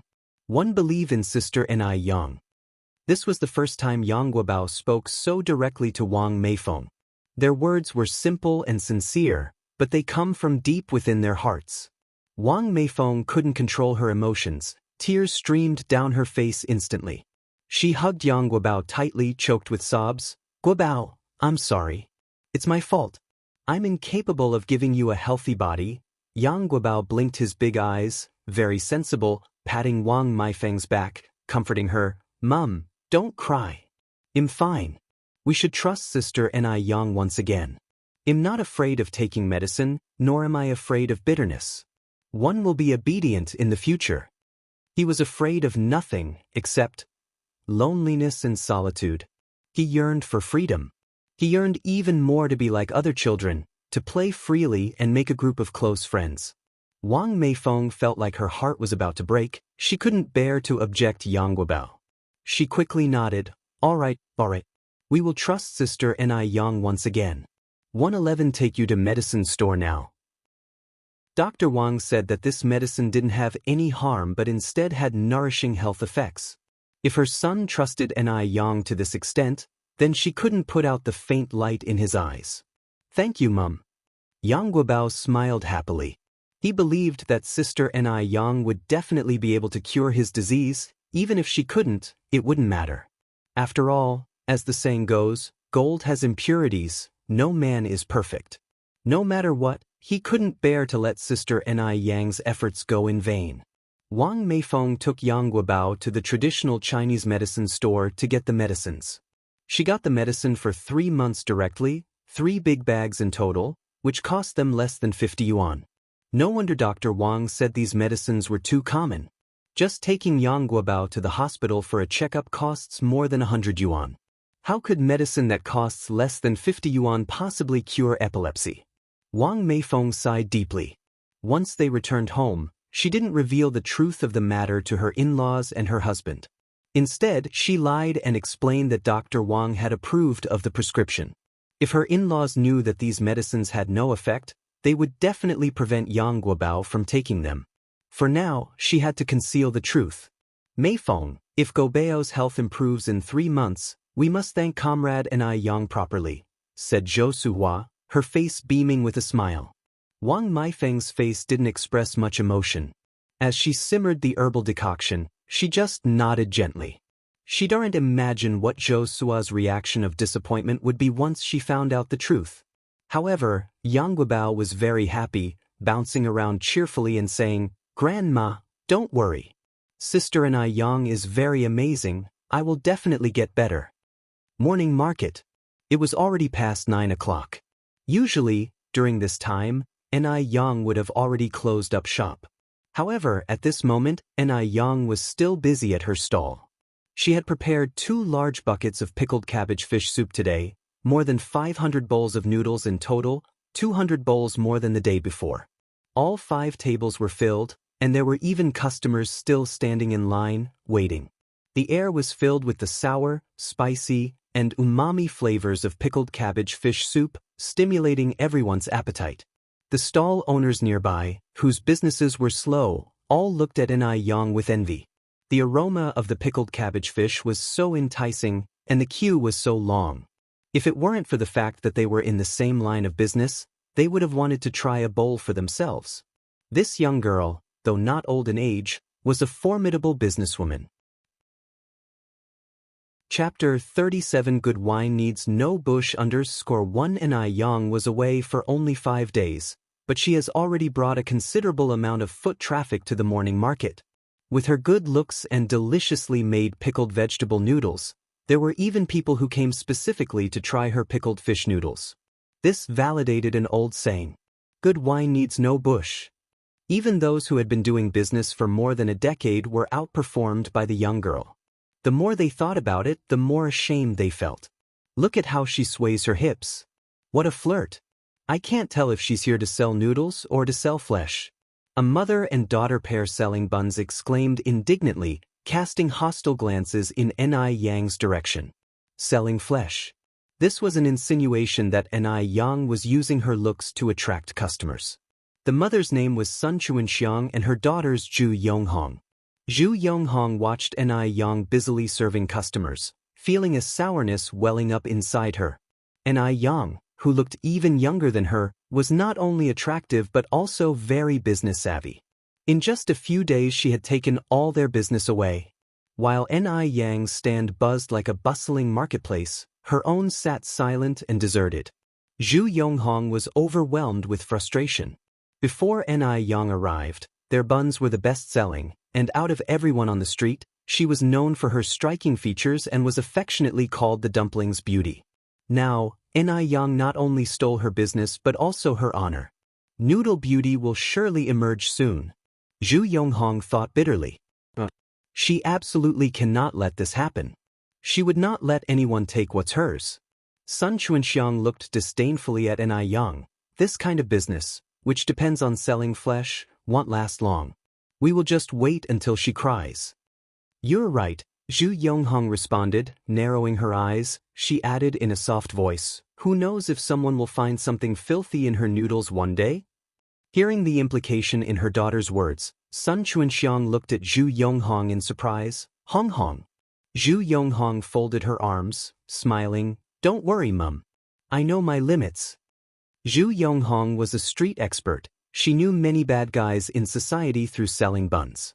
If she really wanted to do something, it would be easy peasy. Although this period was marked by a strict crackdown on crime, there were still many who dared to take risks. By the time N.I. Yang sold out all of her 500 bowls of noodles, it was already 10:30 in the morning. Even though it was late, there were still many people who hadn't eaten, waiting in line. Yang wished she could sell more noodles each day, but she had other things to do. Besides, her body could not handle much more. She was, after all, only 17. Transporting nearly 200 kilograms of soup from the outskirts to the city every day was already the limit of what her physique could manage. Today she sold over 560 bowls of noodles, making a total of 168. 3 yuan. If she could sell over 500 bowls a day, then she would make 5,040 yuan a month. After deducting expenses and daily overheads, she could make around 4,800 yuan. With this pace, she could rent a shop space in 2 months. 4,800 yuan might be considered a common monthly wage in later generations, but in this era, it was considered a huge amount of money. After all, a worker's salary was only tens of yuan a month at this time. However, the reputation for private enterprise was not great during this period, which is why most families were unwilling to start businesses. It's for this reason that many people who ventured into business in the 1980s eventually became billionaires. Start with small money, then make big money. After tidying up the table and stove, Yang moved all her stuff to the neighboring shop. Usually, Yang came around 8 o'clock and Lu Dongliang would always be waiting at the door on time, but today due to her delay, Lu Dongliang was nowhere to be found. After arranging the tables and chairs, Yang called out habitually, "Uncle Lu, are you in?" After putting down the stuff, it was necessary to greet the shop's owner. Shortly, the footsteps inside the house could be heard. It must be Lu Dongliang about to make his appearance. Without lifting her head, Yang declared, "Uncle Lu, I've put the table and chairs away. If there's nothing else, you'll leave first." "My father left for some errands." A strange male voice sounded in her ear. His voice was as gentle as jade, a stark contrast to Lu Dongliang's coarse voice. Upon hearing this, Yang looked up in surprise. Standing in front of her was a teenager about 17 or 18 years old. He was tall, dressed in the most popular plaid shirt, and was wearing top-quality pants. In the parlance of later generations, he was indeed a handsome young man. During their eye contact, Lu Wei's face turned slightly red and he broke into a nervous sweat. People of this era were truly innocent like this. Yang withdrew her gaze indifferently and smiled. "Since Uncle Lu isn't here, could you please tell him that Yang stopped by? He knows me." Lu Wei nodded in response, "Sure."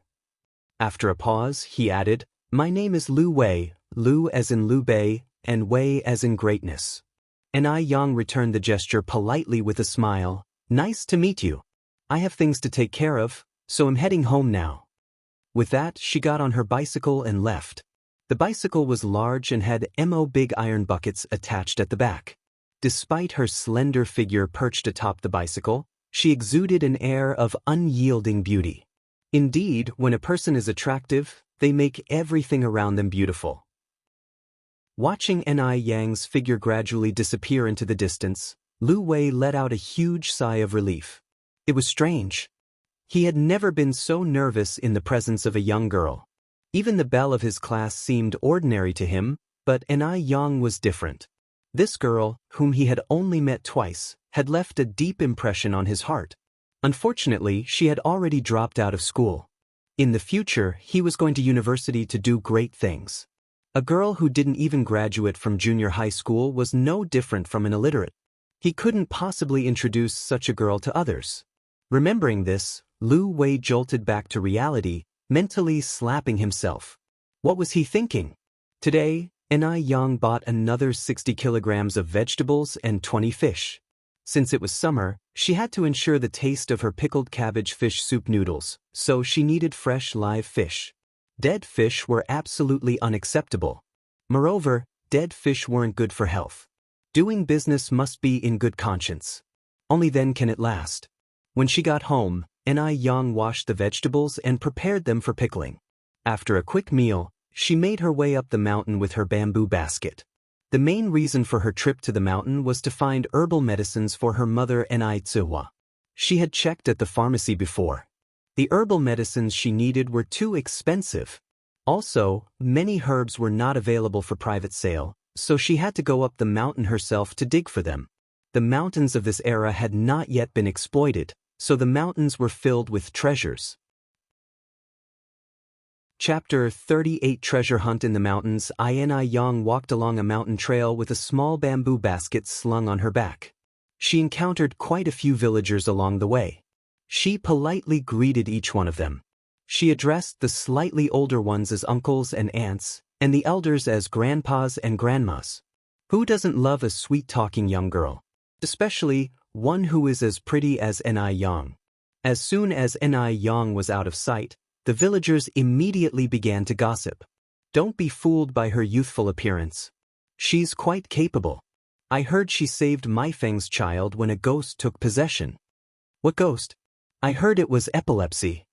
If Zhenzhen was half as sensible as her, I'd be content.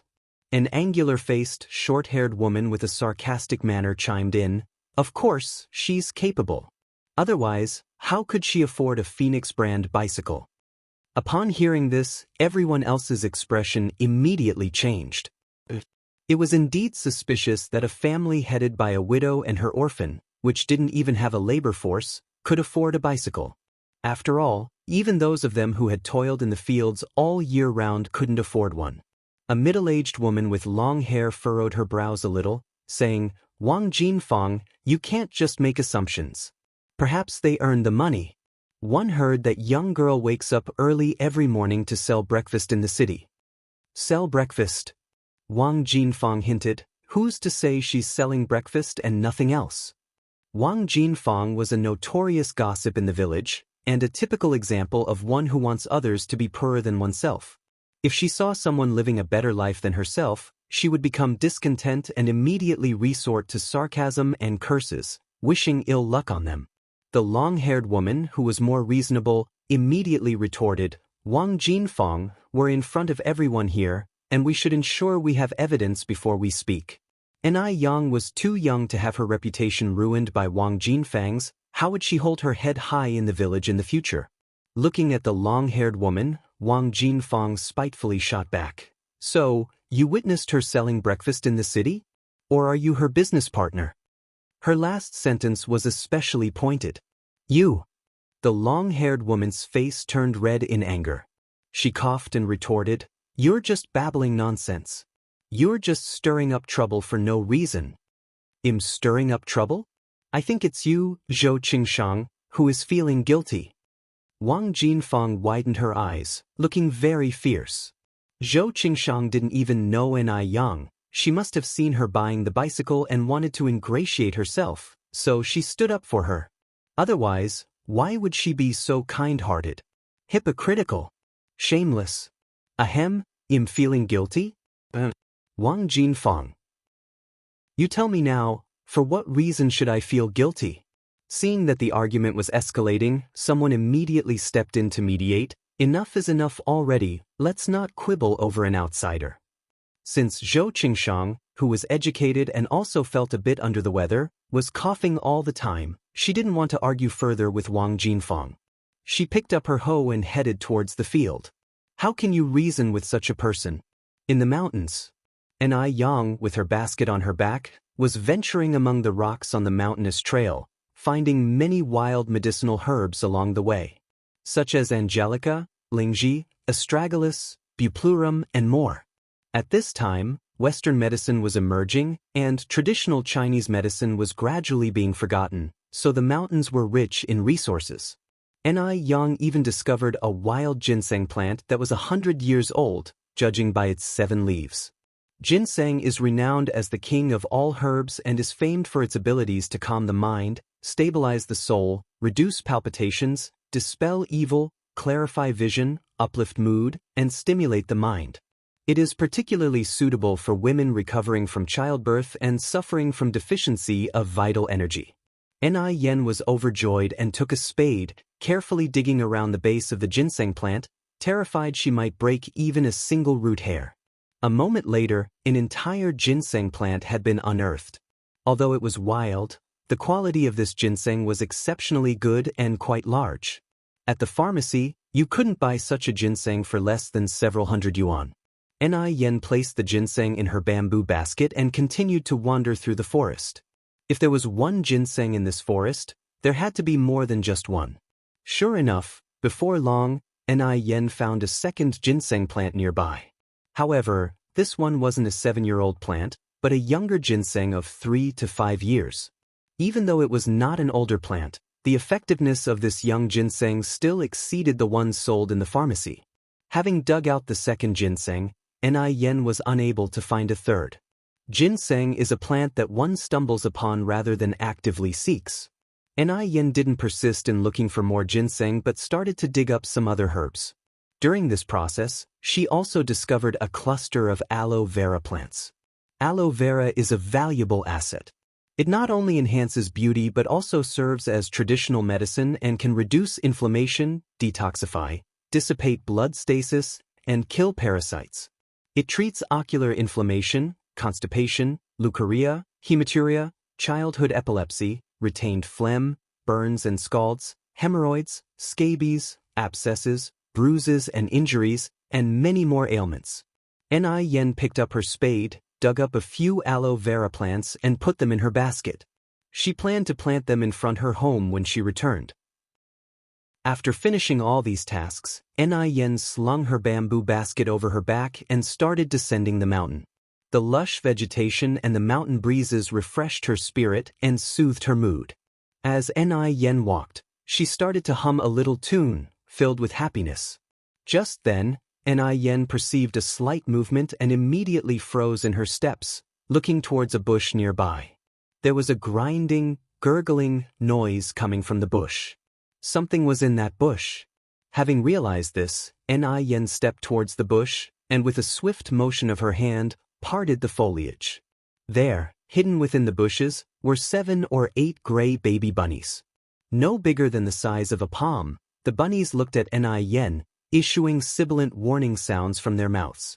Such adorable bunnies, they'd undoubtedly be more adorable when they grew up, and their meat would be delicious. Ni Yen could almost see roasted rabbit, stewed rabbit, braised rabbit, spicy rabbit, and other delectable dishes waving at her. Ni Yen counted. There were 9 bunnies altogether.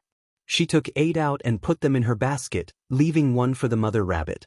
Looking at the spoils of her venture in the bamboo basket, Ni Yen's lips curled in satisfaction. Today's harvest was excellent. The sun was setting, and Ni Yen shouldered her bamboo basket, making her way home swiftly. At this time, a middle-aged woman with long hair walked towards Ni Yen, constantly breaking into fits of coughing. The woman was none other than Zhou Qingshang, who had spoken up for Ni Yen in the afternoon. Although unaware of the incident in the afternoon, Ni Yen courteously greeted her, "Hello, Auntie Wang." Zhou Qingshang laughed, "Oh, it's you, Youngyang. Have you just come down from the mountain?" She burst into a fit of coughing before she could finish, her eyes red from the intensity. People suffering from flu get worse at the beginning and the end of the day. Ni Yen nodded, "I have picked some herbs from the mountain." "Auntie Wang, have you caught a cold? Have you been to the hospital?" Zhou Qingshang dismissed it casually, "It's just a minor cold, 111 be fine in a few days." Villagers usually react this way, because they are keen to save money. They endure both major and minor illnesses on their own, only opting for a hospital visit when absolutely necessary. Many have even turned minor illnesses into major ones, eventually leading to fatalities. A cold is not a trivial matter. If the cold virus enters the bloodstream, it can lead to complications such as pneumonia and hypoxia. Ni Yen cautioned while taking a few plants that appeared similar to a bamboo leaf from the basket and handed them to Zhou Qingshang. She continued, "Auntie Wang, this is a medicinal herb called buplurum. After you go home, strip off the leaves and twigs, clean the roots and stems thoroughly, and then boil them to drink. Within 3 days, your cold will be gone." According to the Compendium of Materia Medica, buplurum is bitter and sweet. It is capable of dispersing body heat, soothing the liver and lifting yang energy. It is highly effective against colds. In fact, it could cure the cold in a day. 3 days is just a conservative estimate. Chapter 39 caught the little rabbit. As Ni Yang had previously saved Yang Guobao, Everyone in the village knew that she was quite capable. Zhou Qingshang also took a great liking to this young girl, promptly taking the buplurum from Ni Yang's hand, laughing as she said, "Thank you so much, Yang Yang. I'll decoct it into a drink as soon as I get home." Ni Yang gave a slight smile, speaking softly, "Auntie Wang, no need for formalities." The more Zhou Qingshang saw of Ni Yang, the more she liked her. She regretted not having a good squabble with that gossipy woman, Wang Jinfeng. If she heard the gossipy woman badmouth Ni Yang again, she herself would certainly give her a slap. After saying goodbye to Zhou Qingsheng, Ni Yang continued on her way home. It was already 5:30. Since it was June, the sun was still high in the sky. When Ni Yang returned home, her younger sister, Ni Yun, was wailing loudly, while Ni Cuihua was trying to calm her down. However, the little girl seemed to have suffered some wrong. The more she cried, the louder she became, refusing to stop despite the placating efforts. "Mom, what's wrong with my little sister? Why is she crying so pitifully?" As Ni Cuihua pedaled back and forth to shush the child, she said, "All children are like this, it's fine, she'll stop crying in a while, you just go about your business." Ni Yang had never had or cared for children in her previous life, and was clumsy at consoling children, so she could only first leave the room, allowing Ni Cuihua to soothe her alone. Ni Yang went into the yard, and suddenly remembered that she still had 8 cute little rabbits in her basket. So she found a large cardboard box from her house, and put the little rabbits inside it. The little rabbits were highly adaptable, and as soon as they were placed inside the box, they began to happily hop about. Thinking that the little rabbits hadn't eaten anything all afternoon, Ni Yang took a few veggies from the kitchen and placed them in the box. The sight of the greens made the rabbits' eyes practically glow, and they immediately began to nibble on the leaves. After settling the rabbits, Ni Yang took the aloe vera and herbal medicine that she had dug up from the mountain, selected a few plants, and planted them in the ground in front of the door. This was originally a wasteland that hadn't been cultivated for many years, but Ni Cuihua was diligent. After reclaiming the wasteland, she not only sprinkled vegetable seeds on it, but also built a fence around it to keep chickens and ducks away. The vegetable seeds that Ni Cuihua had planted a few days ago had already sprouted. Before long, they would be able to eat the vegetables they had grown themselves. It hadn't rained for several days, so after she finished planting the aloe vera and herbs, Ni Yang watered the vegetable sprouts.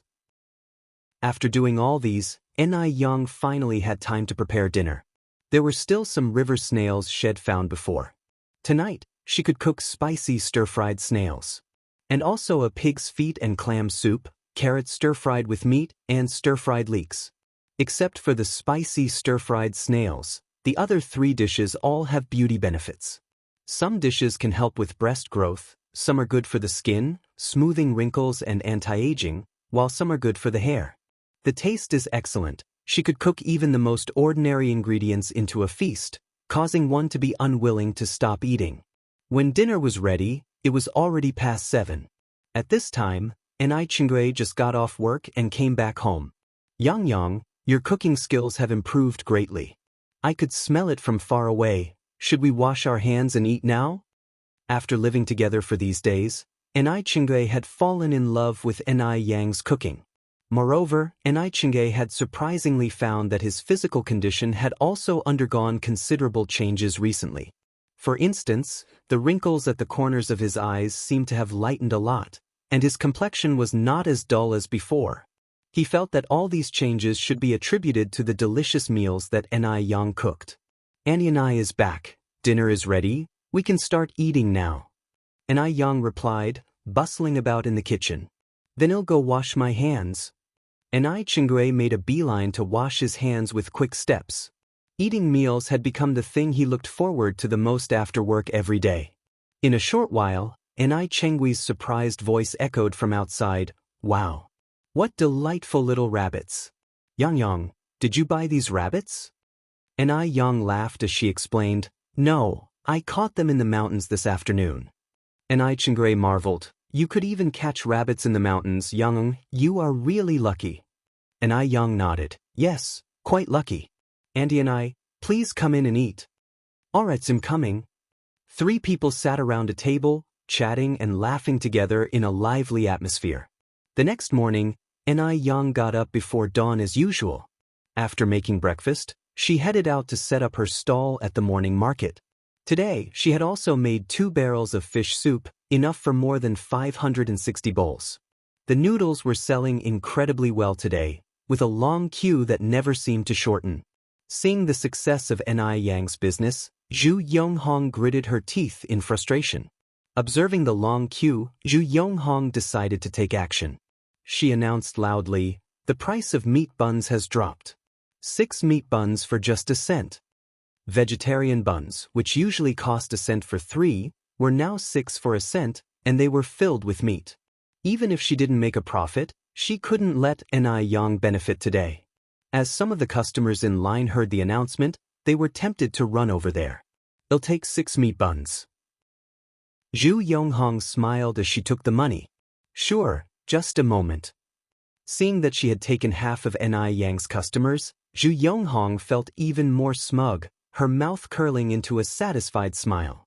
Selling 6 meat buns for a cent was indeed unprofitable, even at a loss. However, the loss was only for this morning. She planned to replace the meat tomorrow and add more ingredients, naturally making a profit. Yang, on the other hand, seemed unfazed by the customers flocking to Zhu Yonghong's side and continued to calmly serve the remaining customers her noodles. Such is business. Competition creates pressure, and pressure creates motivation. Someone raised their voice from the crowd, "Hey boss, the bun shop next door has lowered their prices. How about you lower the prices of your noodles too? With 3 cents, I can now buy 18 meat buns." Yang replied with a smile, "Sorry, you get what you pay for. I've already priced my food as low as I can. I can't lose money selling it, now can I?" In fact, 3 cents for a bowl of noodles was not expensive, especially considering the delicious fish that came with it. On the street, a bowl of plain noodles would cost 2 cents. But with cheap buns on offer, people inevitably make comparisons. Besides, human nature is greedy. If she really lowered her prices today, they would wonder just how much profit she must usually make from the noodles. Yang had always competed on the quality of the product, not on the price. Just making it cheaper won't ensure long-term business. The key is good taste.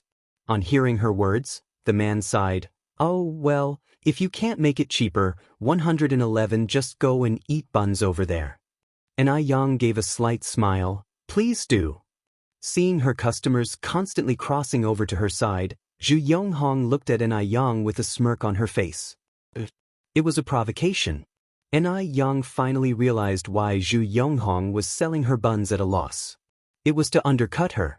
Since she was the one starting trouble, Yang could not just sit back and do nothing. If she didn't react, Zhu Yonghong would think that Yang was like her steamed buns, to be handled as she pleased. Yang raised an eyebrow and met Zhu Yonghong's gaze, a faint smile on her lips. Although her smile was slight, Zhu Yonghong couldn't help but feel a chill. She quickly averted her gaze. She never expected Yang to fight back so openly. Yang had completely exceeded Zhu Yonghong's expectations. She had a feeling that Yang wouldn't be easy to deal with and was very different from the other country folks she had encountered before. Chapter 40. Have you stopped studying? _1 Although Zhu Yonghong snatched away many of her customers, Yang's 5 small tables were always full. After all, quality ensures patronage. But Zhu Yonghong did affect Yang. Yesterday, all the noodles were sold out past 10 in the morning, while today they continued to sell until after 11. Whereas Zhu Yonghong packed up early.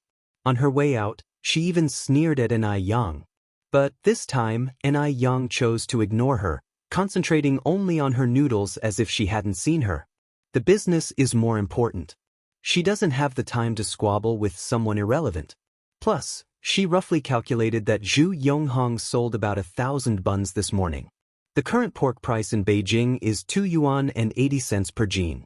With the additional ingredients, about 70 to 80 meat buns can be made from 1 jin of meat. Not counting the price of flour and labor, the cost per bun is about 4 cents. Under normal circumstances, 1 cent can buy only 2 meat buns, so selling 1,000 buns needs to bring in more than 35 yuan for a profit. However, selling 1,000 buns at Zhu Yonghong's price of 6 for 1 cent would only garner around 15 yuan.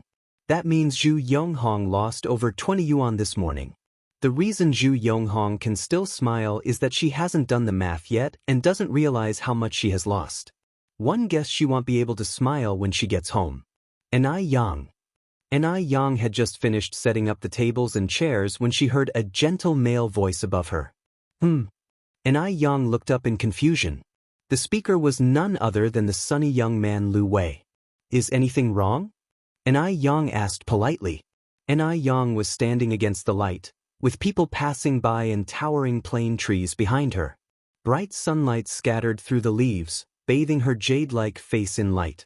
Lu Wei felt his heart was about to jump out. He struggled to control this unusual emotion before saying, Anai Yang, one heard, you've stopped going to school? Yes. Anai Yang nodded, that's right. Lu Wei was surprised that she admitted it so calmly. He then asked, what do you plan to do in the future? You can't be a peddler all your life, right? Have you thought about making a change? Being a peddler is the least promising profession. There was a popular saying at the time, if a young lady wants to experience life and practice haggling, she should marry a peddler.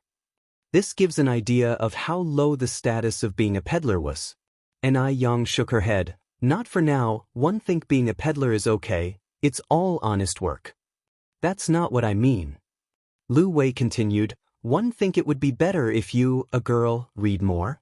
If you encounter any difficulties, you can tell me, maybe I can help. Being a peddler is ultimately not a long-lasting profession. Your future life path is still very long.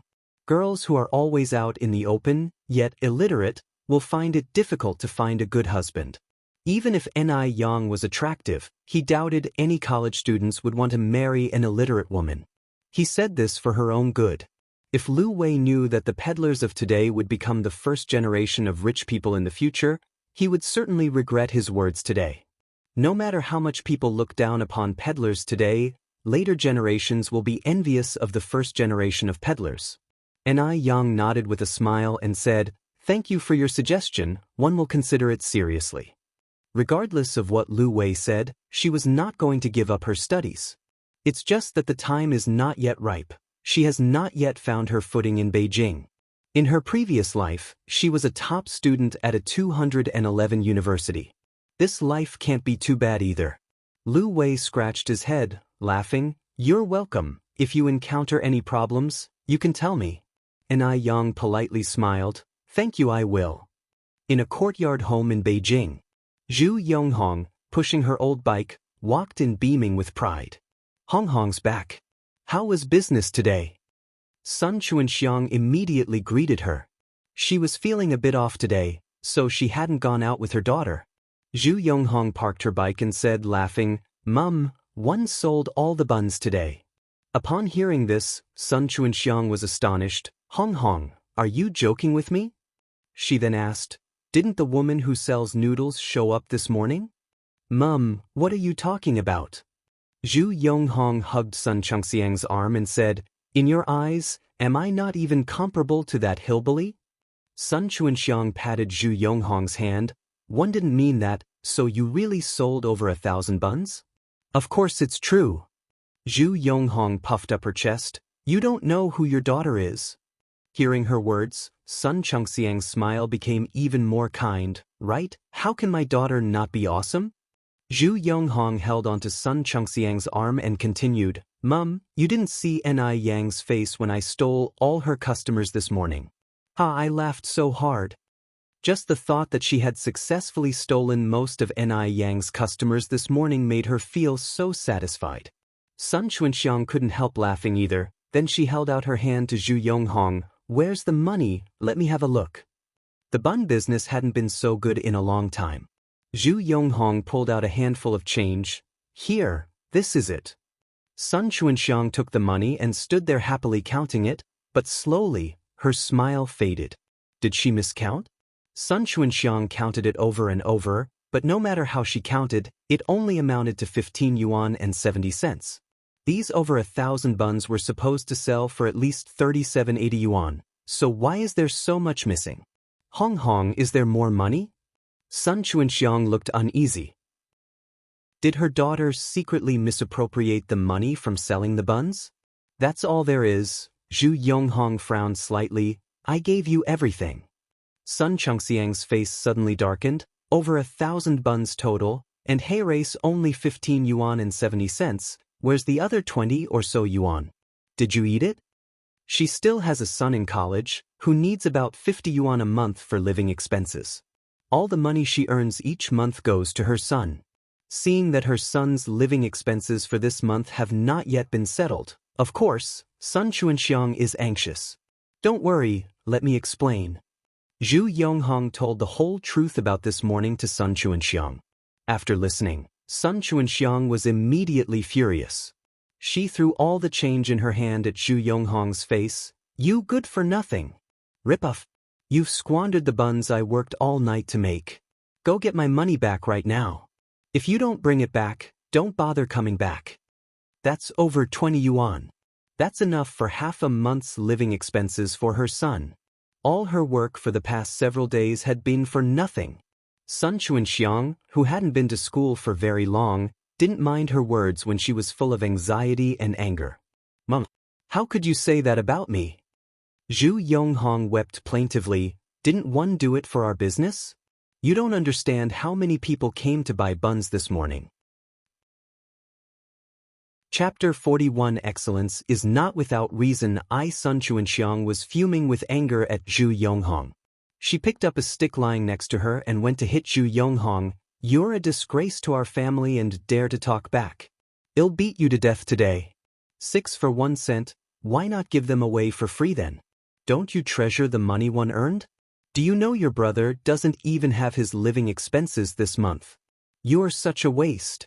I'll beat you to death. In this era, university students were highly valued. If a family had a university student, it was almost like having royalty in the household. As for daughters? Daughters were seen as an expense, as they would eventually be married off. So Zhu Yonghong quit school early, setting up a stall with her mother to earn living expenses for her brother. Mom, stop hitting. Zhu Yonghong grabbed the falling stick. Tomorrow morning one will earn back the money we lost today. I promise it won't affect my brother's living expenses. Zhu Yonghong's mindset had been assimilated.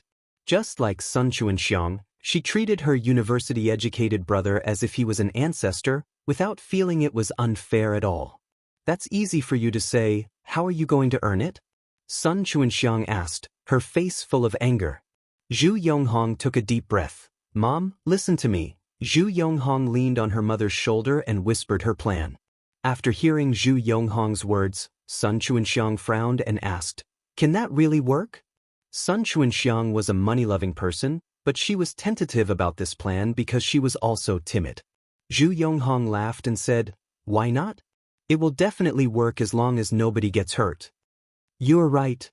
Sun Chuanxiang nodded, the anger on her face gradually fading away. Then we will do as you suggested. Good, Mom. Zhu Yonghong's eyes gleamed with satisfaction. Just wait and see, nobody will want to eat her noodles tomorrow. She will make that little tart experience what desolation feels like. Ni family after lunch, Ni Yang went to the river to check the crab trap she had set a few days ago, and also collected some snails along the way. Not long after she left, Zhou Qingshang showed up at the gate of Ni's courtyard with a basket of vegetables. Zhou Qingshang had come to thank Ni Yang. After following Ni Yang's advice and drinking the decoction made from the roots Ni Yang had given her, her cold was gone overnight.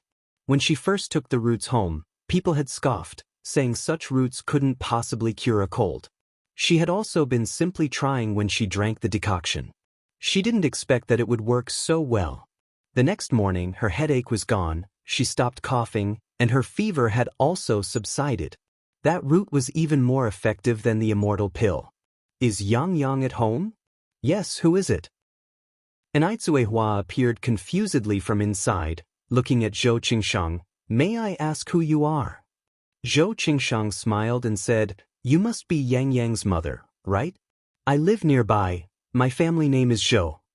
Through Ni Yang's dietary care for these days, Ni Qihua's spirits had significantly improved. Even her facial wrinkles had subsided a lot, her complexion had improved a lot too. One could see Ni Yang in her eyes. It can be seen that Ni Yang's beauty is all thanks to Ni Qihua's good genes. Ni Cuihua nodded. Yes, I am Yang Yang's mom. Are you looking for our Yang Yang? Please come inside and sit, she just went out. Well, I came specifically to thank Yang Yang. Zhou Qingshang followed Ni Cuihua into the house, narrating her story of curing her cold as she walked. She boasted about the efficacy of the herbal medicine given by Ni Yang. It sounded as if she wanted to praise Ni Yang to the sky. Upon hearing someone praising her daughter, the mother was naturally pleased. Ni Cuihua said, laughing, "Please sit for a while. I will get you a glass of water." Zhou Qingshang took Ni Qihua's hand. "No need to keep yourself busy, Yang Yang's mom," she said as she put the basket of vegetables on the table. "Yang Yang has helped me a lot, but I didn't have anything as a token of gratitude. These vegetables are all grown by me, you guys can have them. If it's finished, we still have some at home, you can take them from my vegetable garden." Ni Yang and her mother just moved in, so Zhou Qingshang assumed they must not have any vegetables. That's why she brought over some fresh vegetables. This was indeed a help in urgent need. The basket was filled with yard-long beans, tomatoes, pak choy, cilantro, bitter gourd, celery, spring onions, etc. "Big sister, you are too polite. Actually, Yang Yang didn't do much. We can't accept these vegetables." Ni Cuihua is a straightforward person. She felt like they didn't do enough to deserve such a big advantage. Since one have already brought them, there is no reason to take them back. "Unless, Yang Yang's mom, you are disparaging my vegetables because they are not valuable," said Zhou Qingshang, feigning an upset face. Seeing this, Ni Cuihua immediately explained, "That's not what one meant." Zhou Qingshang immediately said, "Since that's not what you meant, then accept them. They are not something valuable." Having no other choice, Nhua had to accept. "Big sister, wait a moment. I will empty out the basket for you." With that, Ni Cuihua took the basket of vegetables into the kitchen. Zhou Qingshang stood in the living room, looking around. It was evident that Ni Cuihua knew how to manage a home. Everything was neat and orderly, even there was no trace of dust on the tables. All the furniture was arranged neatly.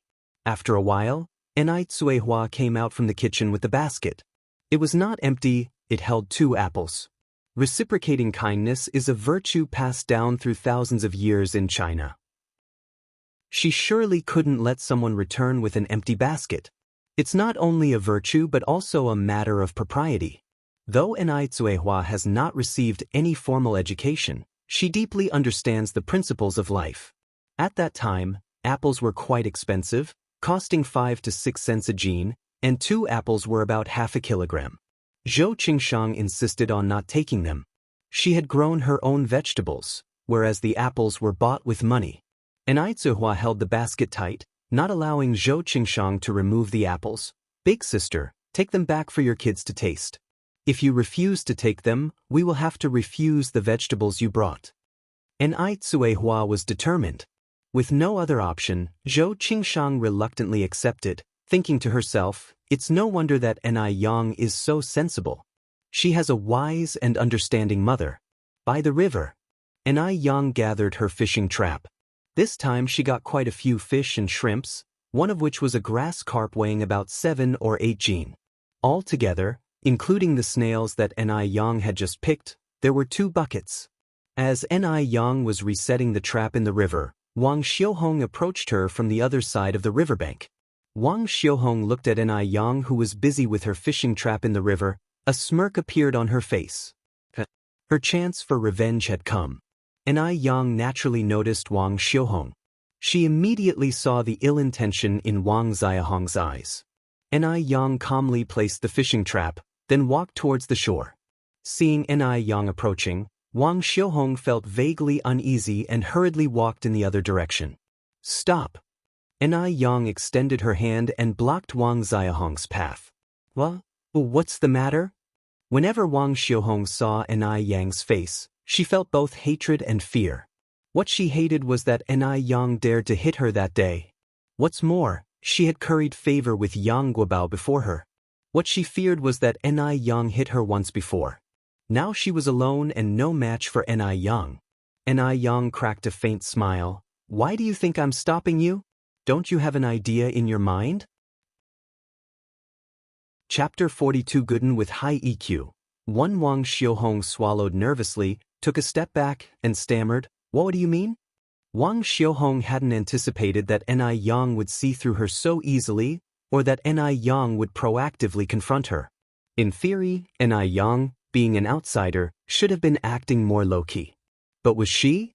Rather than acting submissively, Yang was assertive and intimidating. No one could humiliate her even in the slightest. Wang Xiaohong looked at Yang, immediately meeting a pair of sharp eyes with a clear division between black and white. The depth of her eyes shimmered with the reflection of light. This gaze was unlike any of her peers, or even adults, that Wang Xiaohong had encountered before.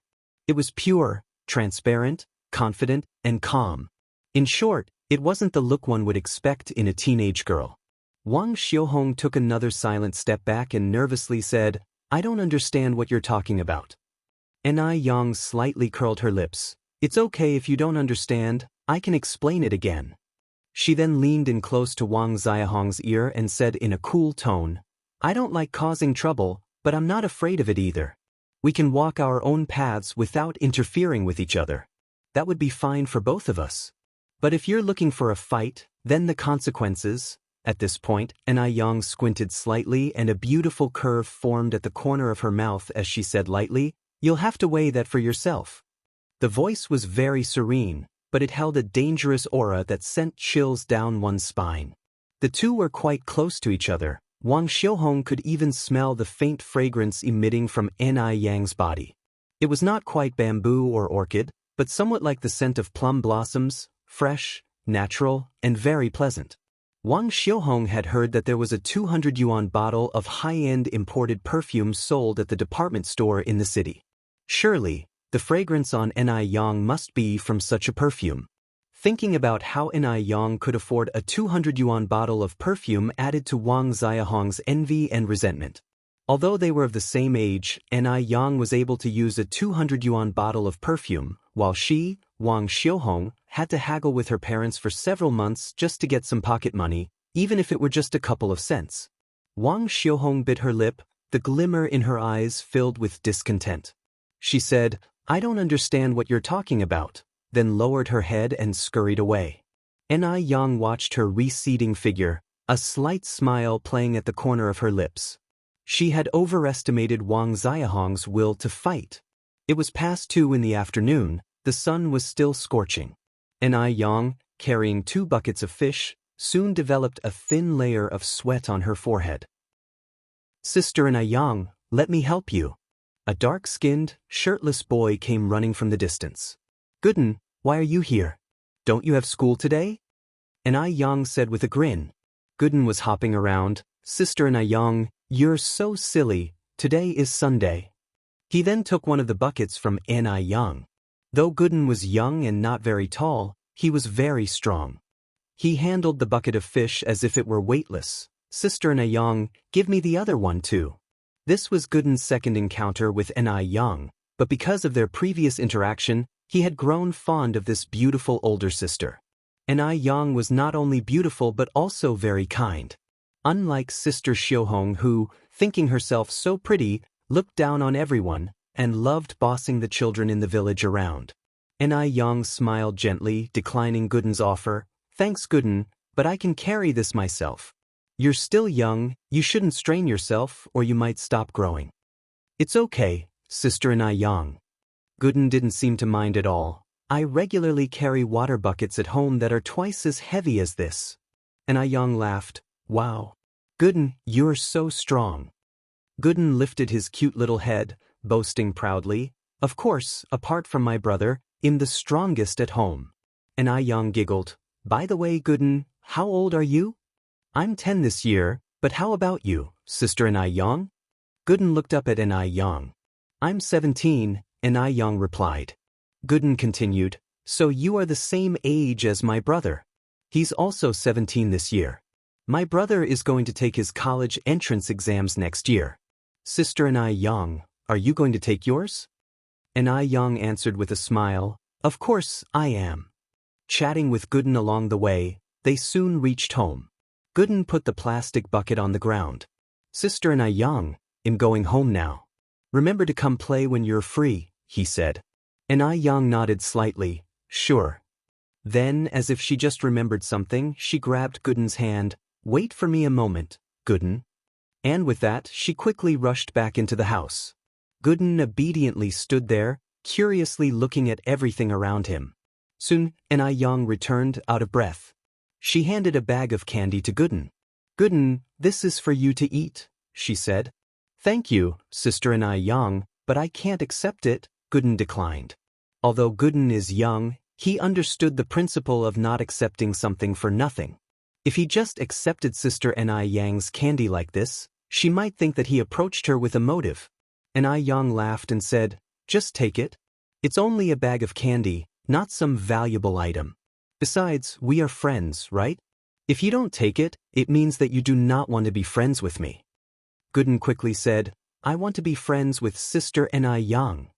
Then take it, and I Yang reaffirmed, shoving the candy back into Gooden's hand. Thank you, Sister and I Yang, Gooden continued. Sister and I Yang, can I share some of this with my other friends? Candies were quite a rarity in those days. Children usually couldn't eat candies unless it was during the New Year. And I Yang nodded with a smile. Of course, you can. The candy is now yours. You can share it with whoever you want. Gooden thanked her again. Thanks, Sister and I Yang. They'll be going now. Off you go, and I Yang nodded slightly. Goodbye, Sister and I Yang. Gooden waved at an I Yang and ran off. Gooden arrived at the usual spot where his friends were playing and gave each of them a piece of candy. One of his friends curiously asked, Wow, Gooden, did your family strike it rich? Smugly, Gooden replied, This is given to me by Sister and I Yang, and she told me to share it with all of you. Do you guys know who Sister and I Yang is? She's the best-looking lady in our village. I'm now good friends with Sister and I Yang. Gooden is a good boy. He knew that some adults had misunderstandings about Sister and I Yang and had even defamed her. So he wanted to build up her image in front of his friends. After all, Sister and I Yang is genuinely good.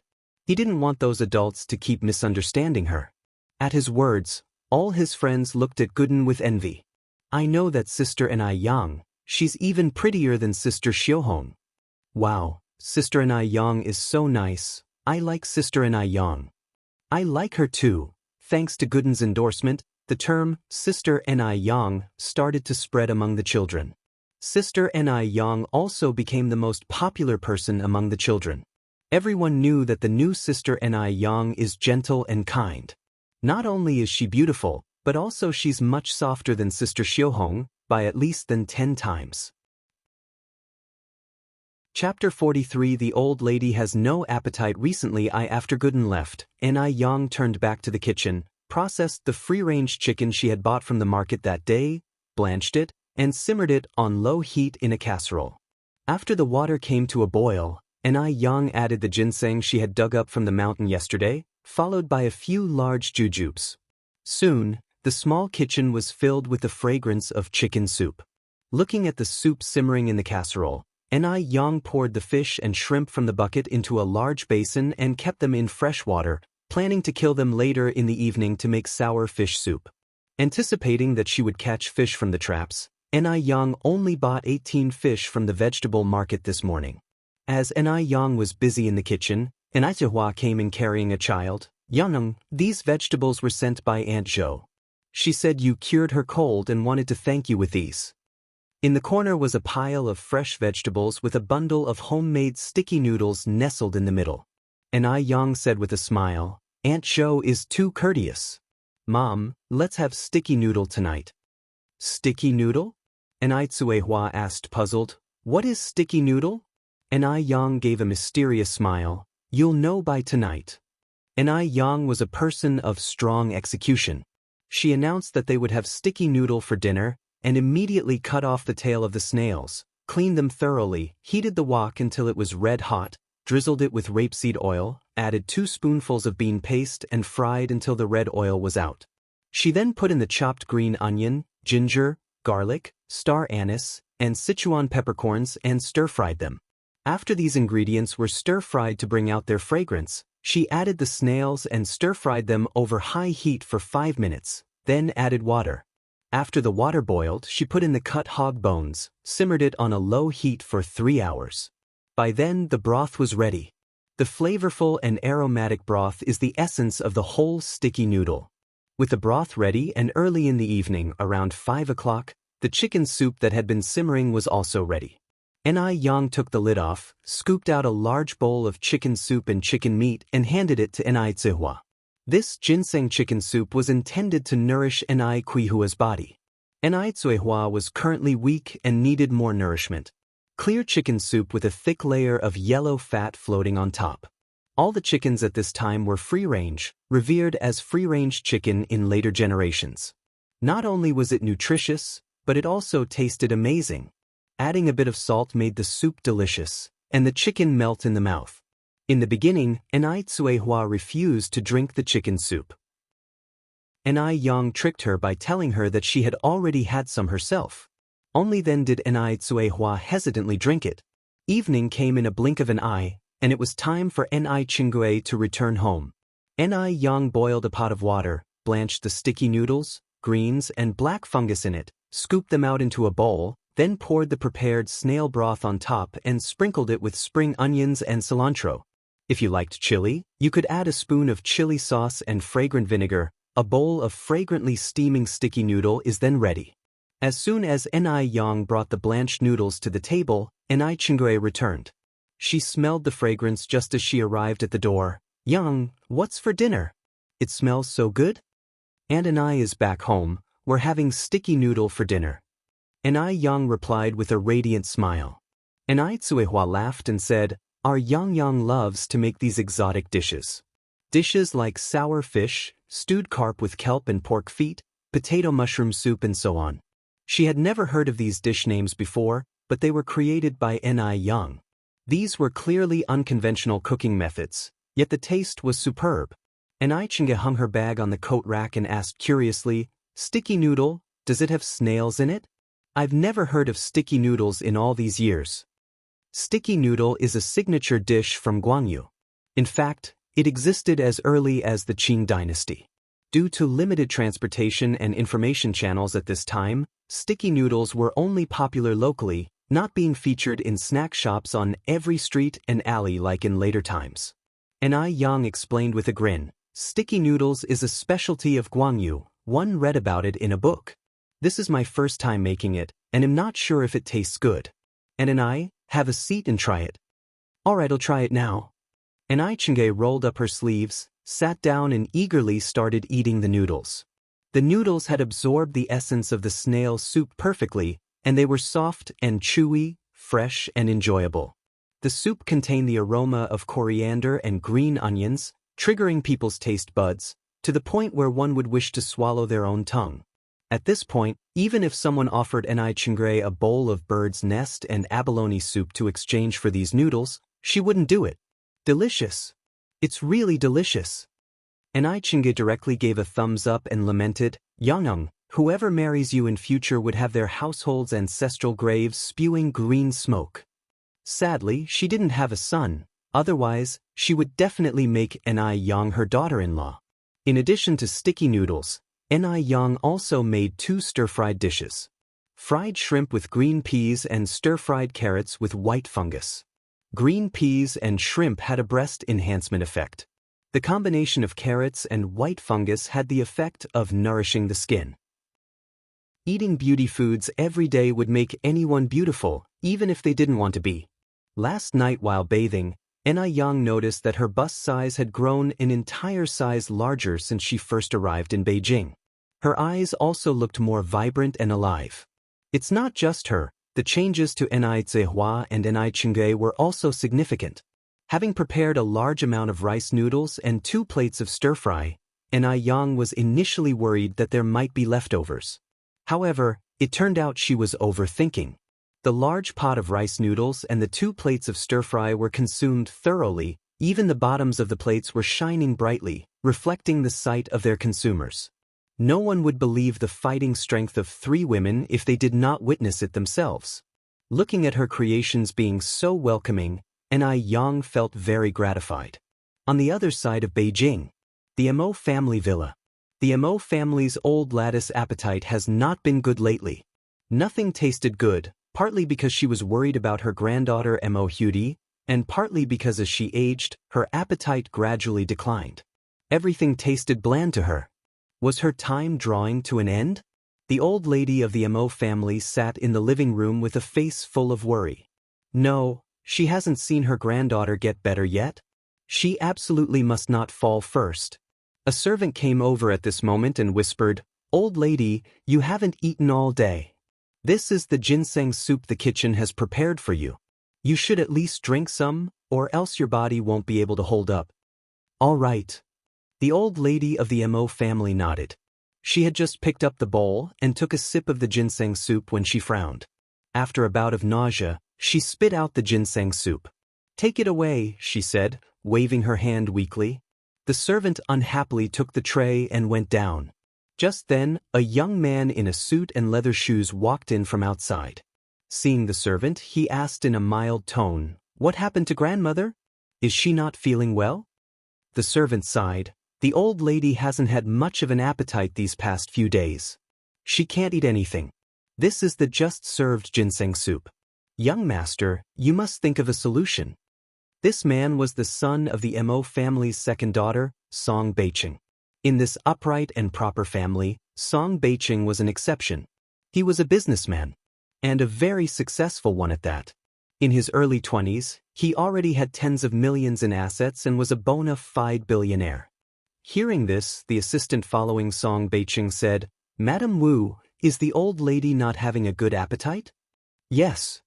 The servant nodded.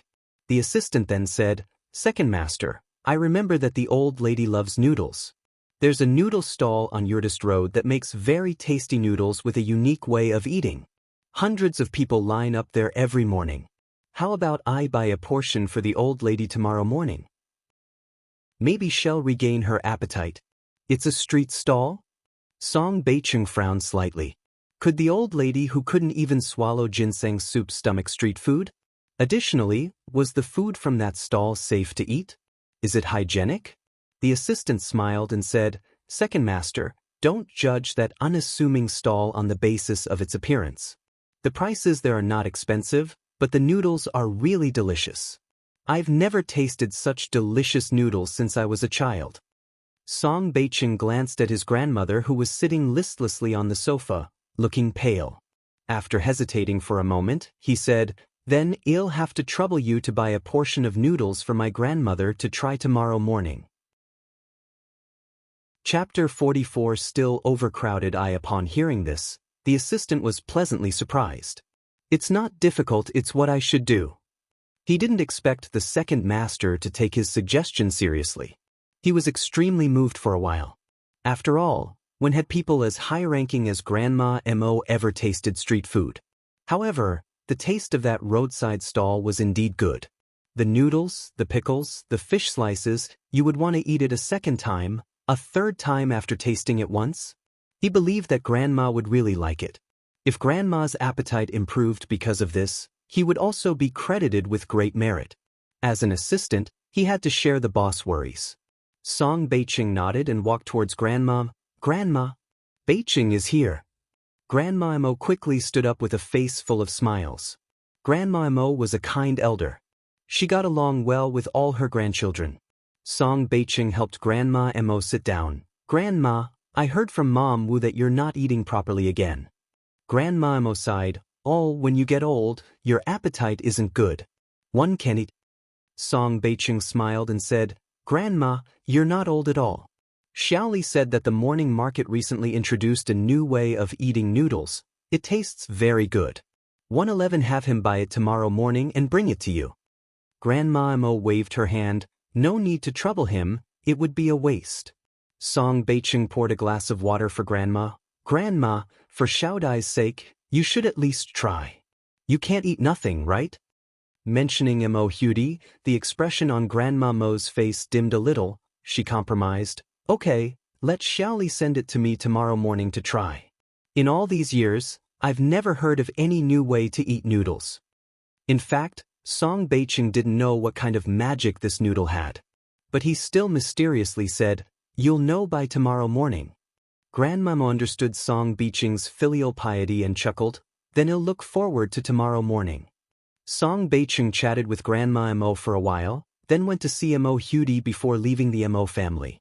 Time went by quickly, and it was the next morning before they knew it.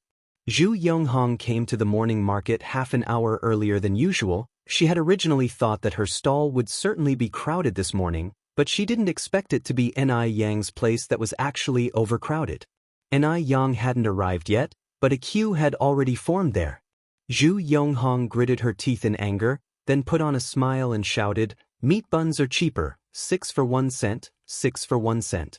She had prepared more than 3,000 meat buns today. Surely she would be able to make up for the money lost yesterday. Contrary to Zhu Yonghong's expectation, these people did not swarm over like yesterday when they heard 6 meat buns for 1 cent. Only 2 or 3 people came over to buy some because it was cheap. How could this be? Zhu Yonghong's heart suddenly chilled. Clearly, her business was very good yesterday. What kind of magic potion had Ni Yang fed these people? In fact, these customers were all Ni Yang's regular customers. They were used to eating sour fish noodles. Besides, most of them had tried buns yesterday. The taste of those buns was nowhere near half as good as the sour fish. Moreover, the sour fish noodles were not very expensive, only 3 cents a bowl, which included vegetables, noodles, and soup, which was a great deal. Therefore, they came early to line up today, waiting for Ni Yang to start his business. Before long, Ni Yang rode her bike over to the scene. The crowd's eyes lit up at her arrival. "Little boss, you finally came." Ni Yang smiled and said, "Sorry to keep you all waiting." A few minutes later, with the help of several customers, Ni Yang swiftly set up the tables and chairs and struck up the stove. The first customer of the day was a young man dressed in a respectable white shirt. He handed his thermos to Ni Yang and politely said, "Hello, could I trouble you for 2 portions, one to eat here and the other packed to go?" Ni Yang nodded with a smile, accepting the thermos. "Hello, that'll be 6 cents. Please take a seat over there. One will bring you the noodles shortly." Li Gongqing handed Ni Yang 6 cents, then went and sat down at an empty spot. He had seen Ni Yang more than once, but each time, this young girl would dazzle him anew. As an assistant to Song Beiqing, Li Gongqing often frequented high society events following behind Song Beiqing. He had met many prestigious ladies, but he had never seen one as beautiful as Ni Yang. Even the movie stars couldn't compare to Ni Yang. If he could marry such a beautiful wife, he wouldn't mind even if it was all just a dream. Actually, he himself wasn't lacking either. He earned a high salary of 30 yuan per month, owned a house in Beijing, and his appearance was above average. People of this era were slightly more innocent. They wouldn't dare express their feelings for the girls they liked openly. Li Gongqing wondered, should he seek a matchmaker? Whether it would work or not, he had to give it a try. While he was in deep thought, a bowl of fragrant noodles was placed in front of him. A faint voice came from above, "Please enjoy these first. As for the noodles to go, I'll prepare them for you after you finish eating here. Otherwise, the noodles will become mushy over time." What a considerate girl! Li Gongqing mused internally before looking up and replying, "Thank you." "You're welcome." Ni Yang replied and headed back to her stall to prepare more noodles. At this time, most of the customers brought their own bowls and chopsticks. Many people, due to lack of seating, ate while squatting on the ground. Some took their order back home. Zhu Yonghong saw how Ni Yang's business was booming and couldn't help but feel annoyed. He called out loudly, "Meat buns? Freshly cooked meat buns. 6 for a cent, 6 for a cent." Despite Zhu Yonghong's effort, not many were buying. Li Gongqing quickly finished his noodles and prepared to approach Ni Yang. But in front of him, a fair, clean hand appeared. It was as delicate as jade, with slender fingers and smooth skin. The round nails were neatly trimmed, like rows of tiny shells. Graceful and beautiful. It was clearly the hand of a lady of high stature. Looking at this hand, Li Gongqing felt a sense of inferiority emerging. Ai Yang placed the thermos on the table. Here are your noodles. One, put the chili separately in a bag. If you like spicy food, you can add some when you eat. Coming to his senses, Li Gongqing blushed slightly and replied, Thank you. I remember that. Ai Yang replied with a soft smile, her lips forming a radiant arch. Oh, it's nothing serious. The smile outshone everything else. Lost in it, Li Gongqing didn't snap back to reality until he noticed Ai Yang had already returned to her stove and started bustling about with her work. Recalling his task, Li Gongqing jolted. He picked up the thermos and quickly pedaled away on his bike. Fortunately, the Mo residence wasn't far away. In about 10 minutes, Li Gongqing arrived there. Lady Mo, always an early riser, was sitting on the couch in the living room, drinking milk. Her expression seemed unpleasant. She seemed to be forcing herself to gulp down the milk. Madam, good morning. I've brought the noodles. Li Gongqing respectfully handed the thermos to Lady Mo. Chapter 45 Stunning Noodles.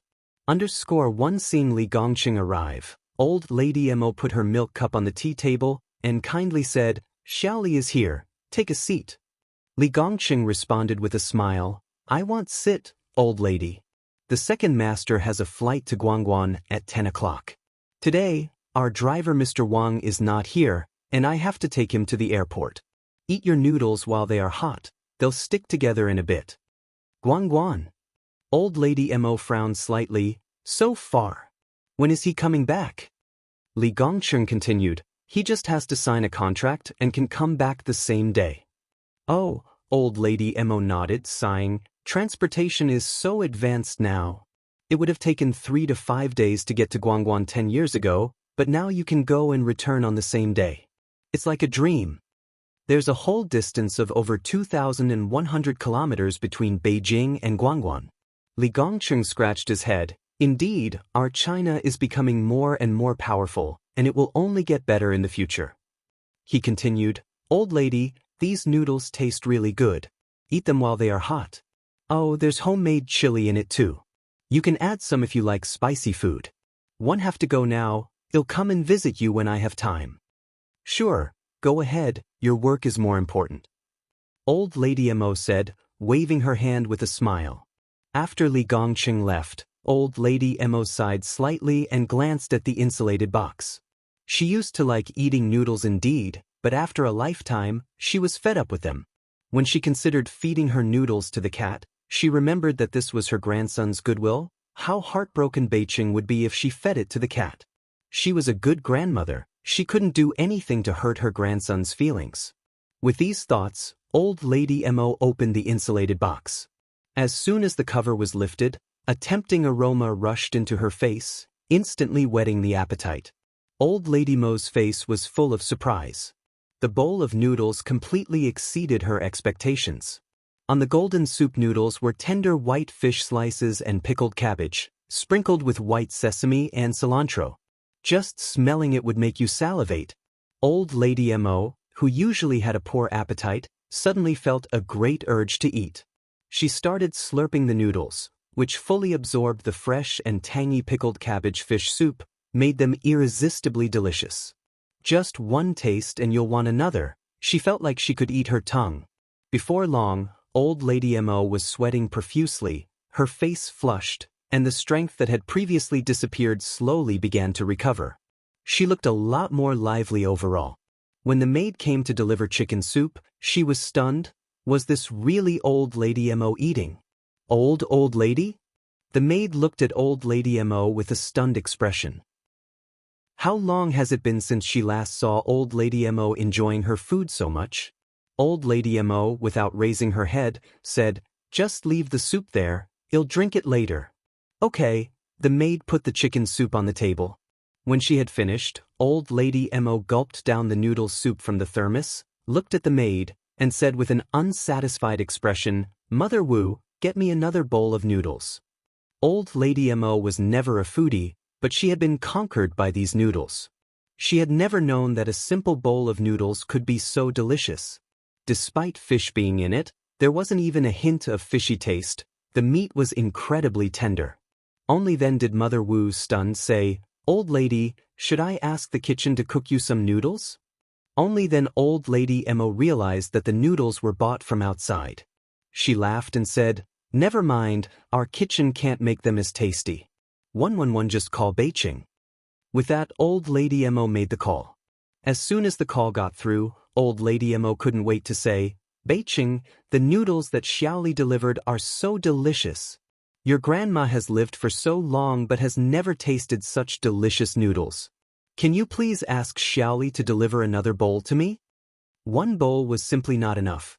Old Lady Mo was still hungry, and this bowl was already empty. On the other end, Beijing was also slightly startled, then gently said, "Okay, Grandma, wait a moment, I'll talk to Xiaoli now." After hanging up the phone, Beijing couldn't help wondering just what kind of noodles would make his picky grandma rave about them. Could the unlicensed noodles sold at the small stall really taste that good? Surely, just like children, the elderly love novelty. Perhaps there was nothing special about these noodles, it was merely the novelty factor. Beijing touched his temple, the corners of his mouth curled up in a helpless smile. The sunlight entered through the window, casting a light golden halo on him. Everything seemed unreal, as if in a painting. A charming gentleman, gentle as jade. That must certainly refer to the likes of Beijing. After hanging up the phone, Old Lady Mo sat on the sofa, eagerly awaiting Li Gongcheng's delivery of the noodles. Upon seeing this, Mother Wu, with a beaming smile, said, "Old lady, Master Zhou is truly a considerate and good boy. It's been years since I've seen you enjoy eating so much." Old Lady Mo also replied with a smile, "Beijing has always been so thoughtful." Before she could finish her sentence, the phone rang. Mother Wu quickly ran over to answer it. But as she listened, her face turned a strange shade. After hanging up the phone, Old Lady Mo immediately asked, "What's wrong, Mother Wu?" Mother Wu looked at Old Lady Mo with a complicated expression, then said, "It was young Master Zhou who called. He said the noodle stall has closed for the day, and we can only ask Xiaoli to bring it to you tomorrow morning." At this, Old Lady Mo looked disappointed. "Is that so?" Mother Wu nodded, "That's what Master Zhou said." Then she handed over the chicken soup to Old Lady Mo, "Drink some chicken soup first."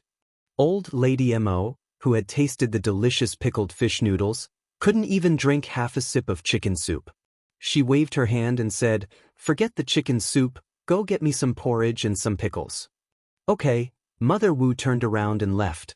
Soon, Mother Wu came back in with porridge and pickles. Because the pickled fish noodles she had before were appetizing, Old Lady Mo ate the porridge very deliciously. Her appetite was much better than usual, which also brightened up her spirits. After finishing the meal, the old lady went for a walk in the back garden. Old Lady Mo's appetite had always been a concern for everyone in the Mo family.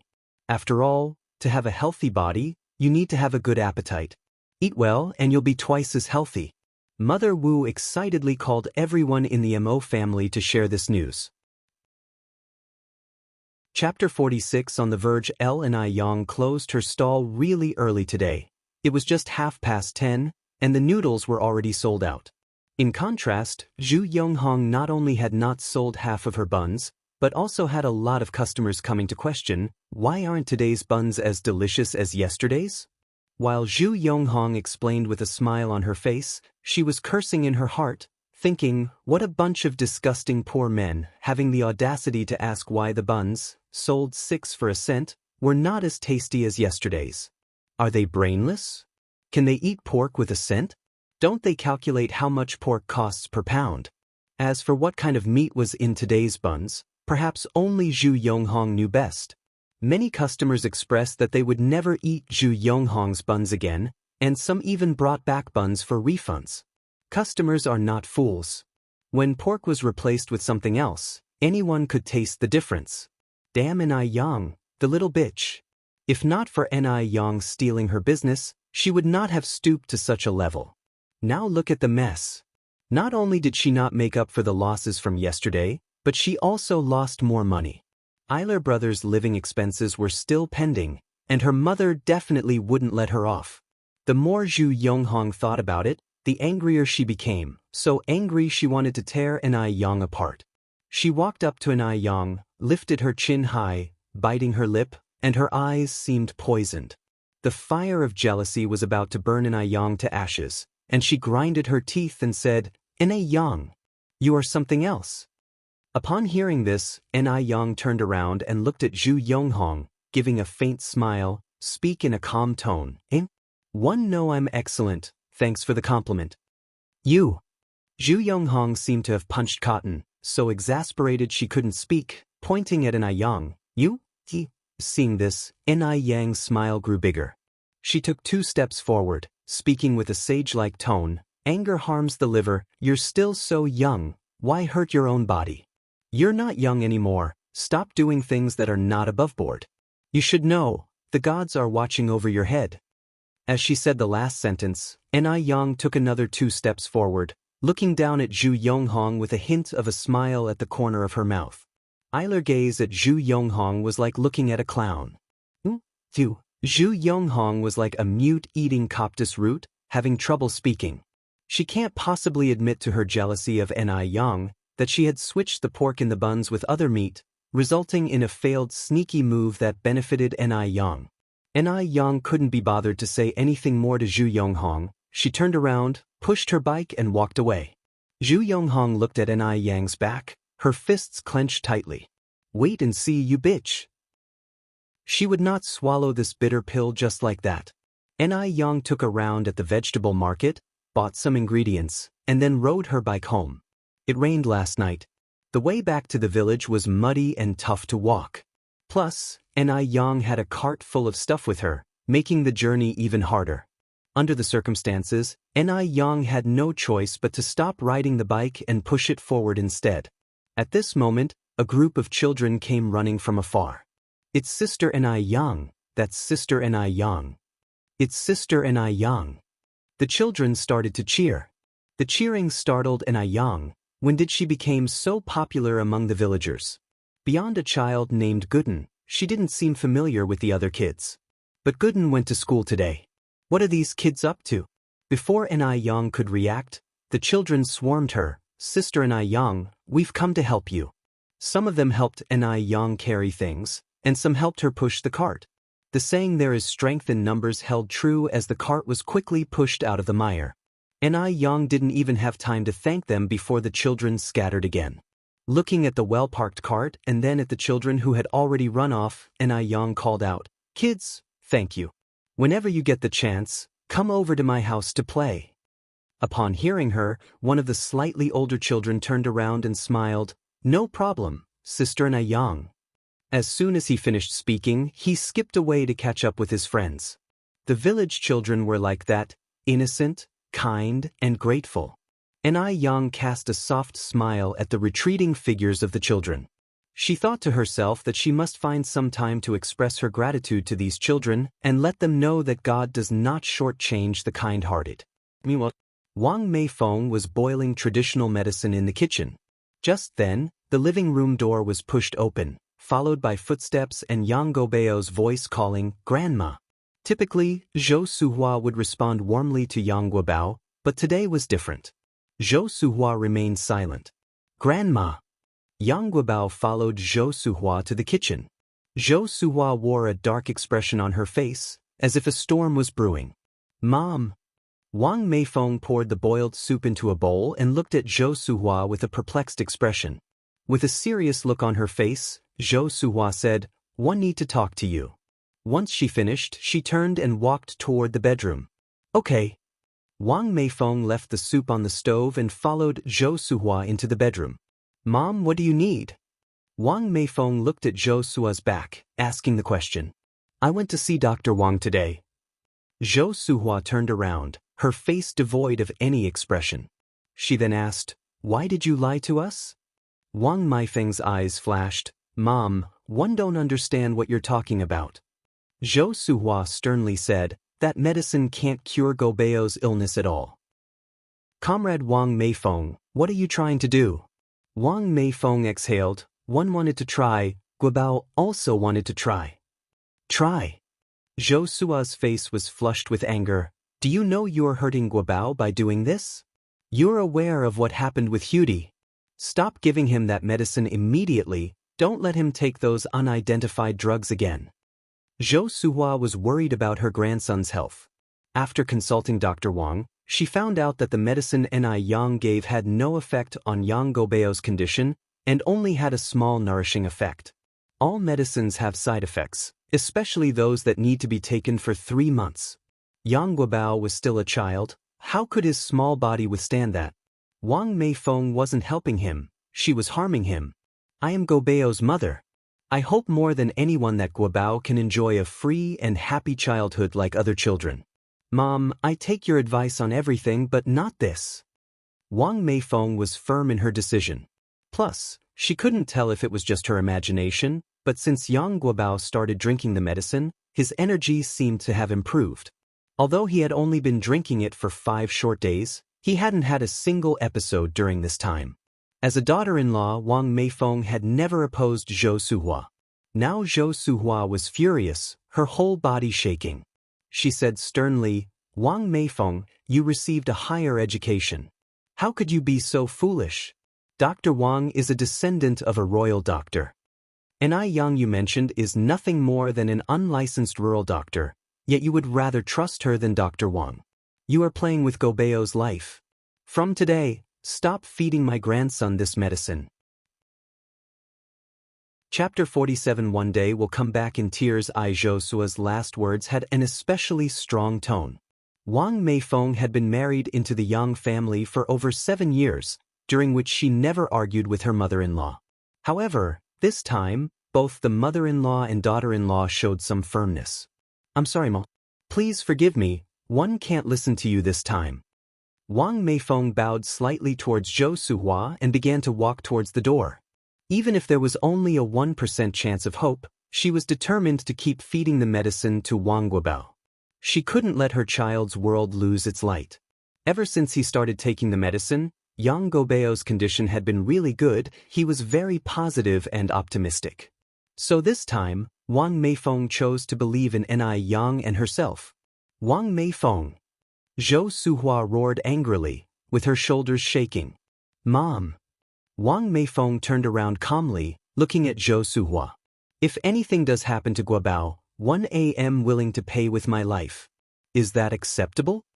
Words dropped. Wang Meifeng turned back and walked into the kitchen as if nothing had happened, beckoning Yang Guobao to come take his medicine. At this stage, Zhou Suhua was at a loss for words, so she picked up an antique vase in anger and smashed it hard onto the floor. There was a clatter as shards flew everywhere. Yang Guobao, who was drinking his medicine, was frightened and shivered. He looked helplessly at Wang Meifeng. Mom, what's wrong with Grandma? Wang Meifeng laughed lightly. Perhaps the grandma is a little upset. You go cheer her up for a bit when you finish your medicine. Okay. Yang Guobao nodded and said in a very sensible manner. I will go after finishing my medicine. All right. Wang Meifeng nodded with a slight smile.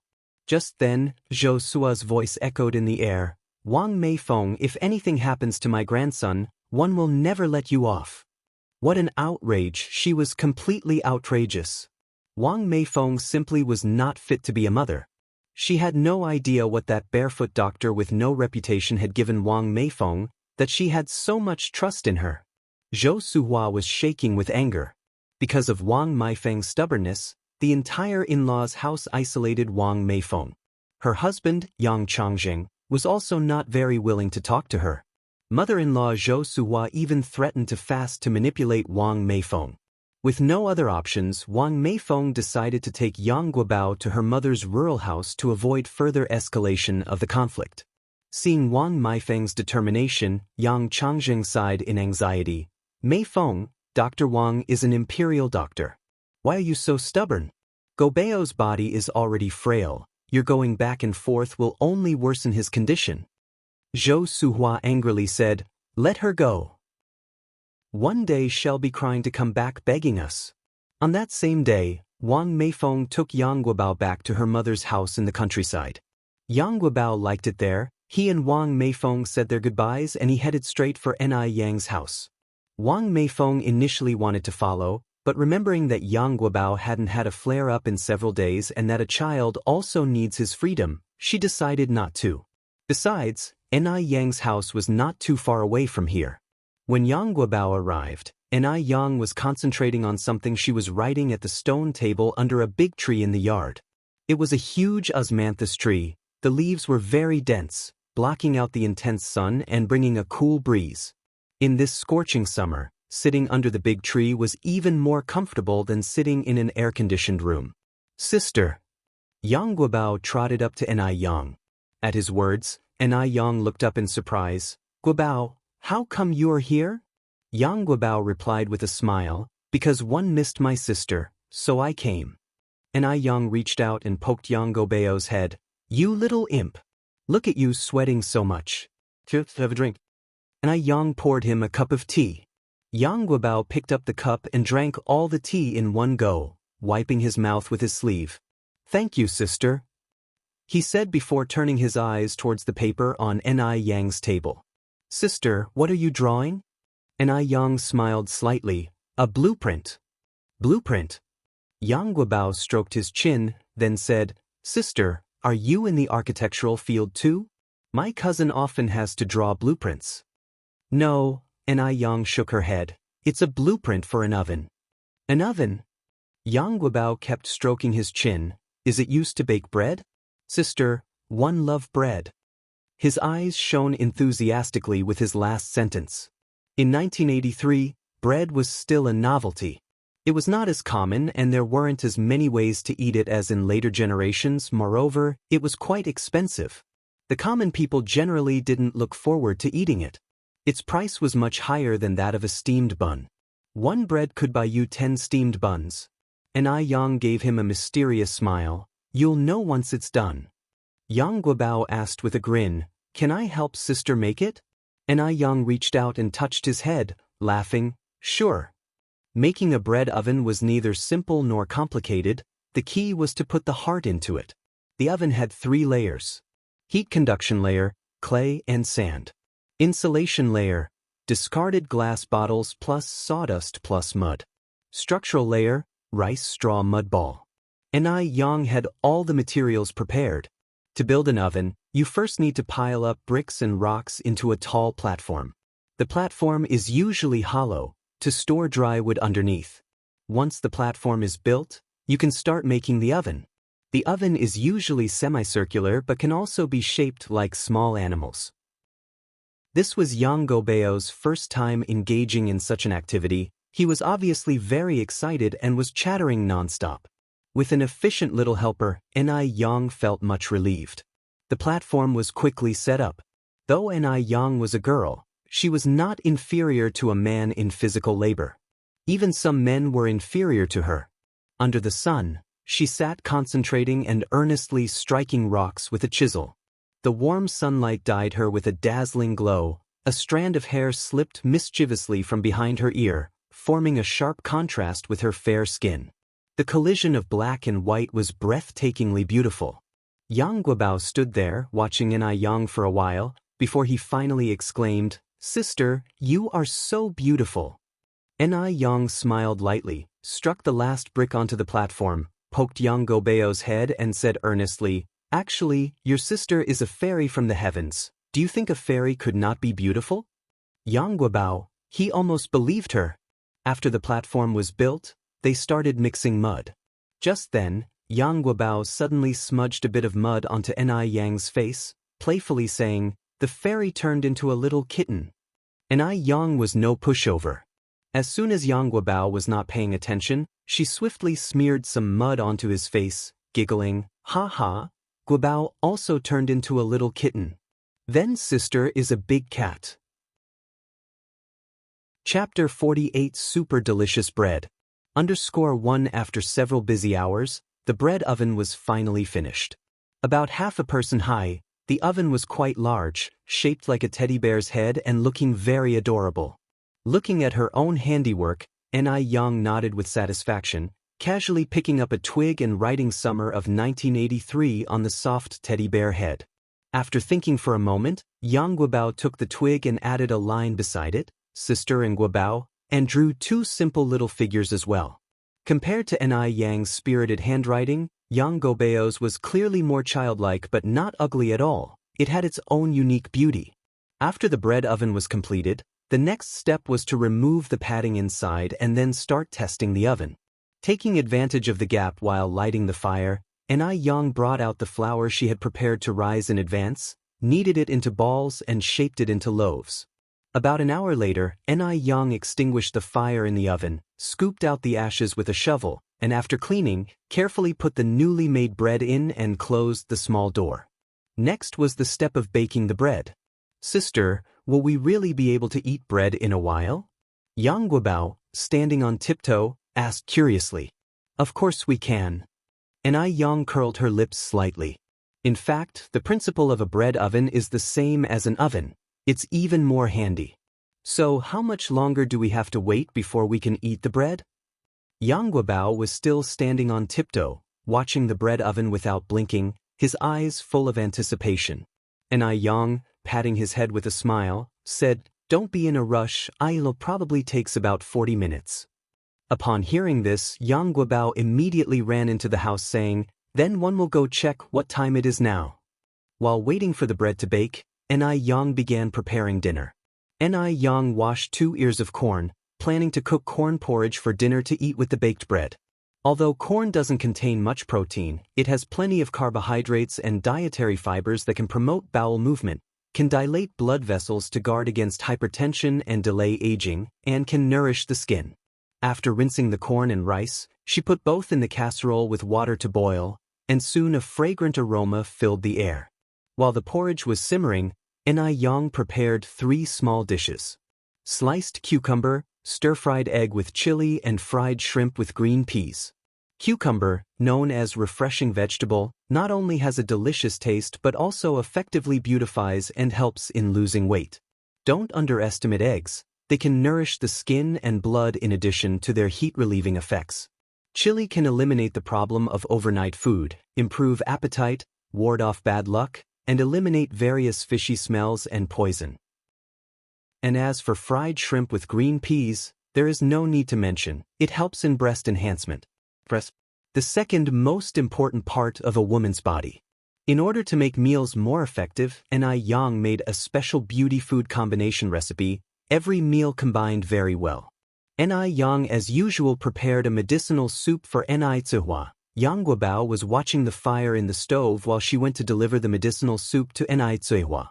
Through half a month of diet therapy and medicinal therapy, Ni Qihua's condition has significantly improved. Her originally pale complexion has become lighter, wrinkles around her eyes slowly disappeared, and she looks much more energetic.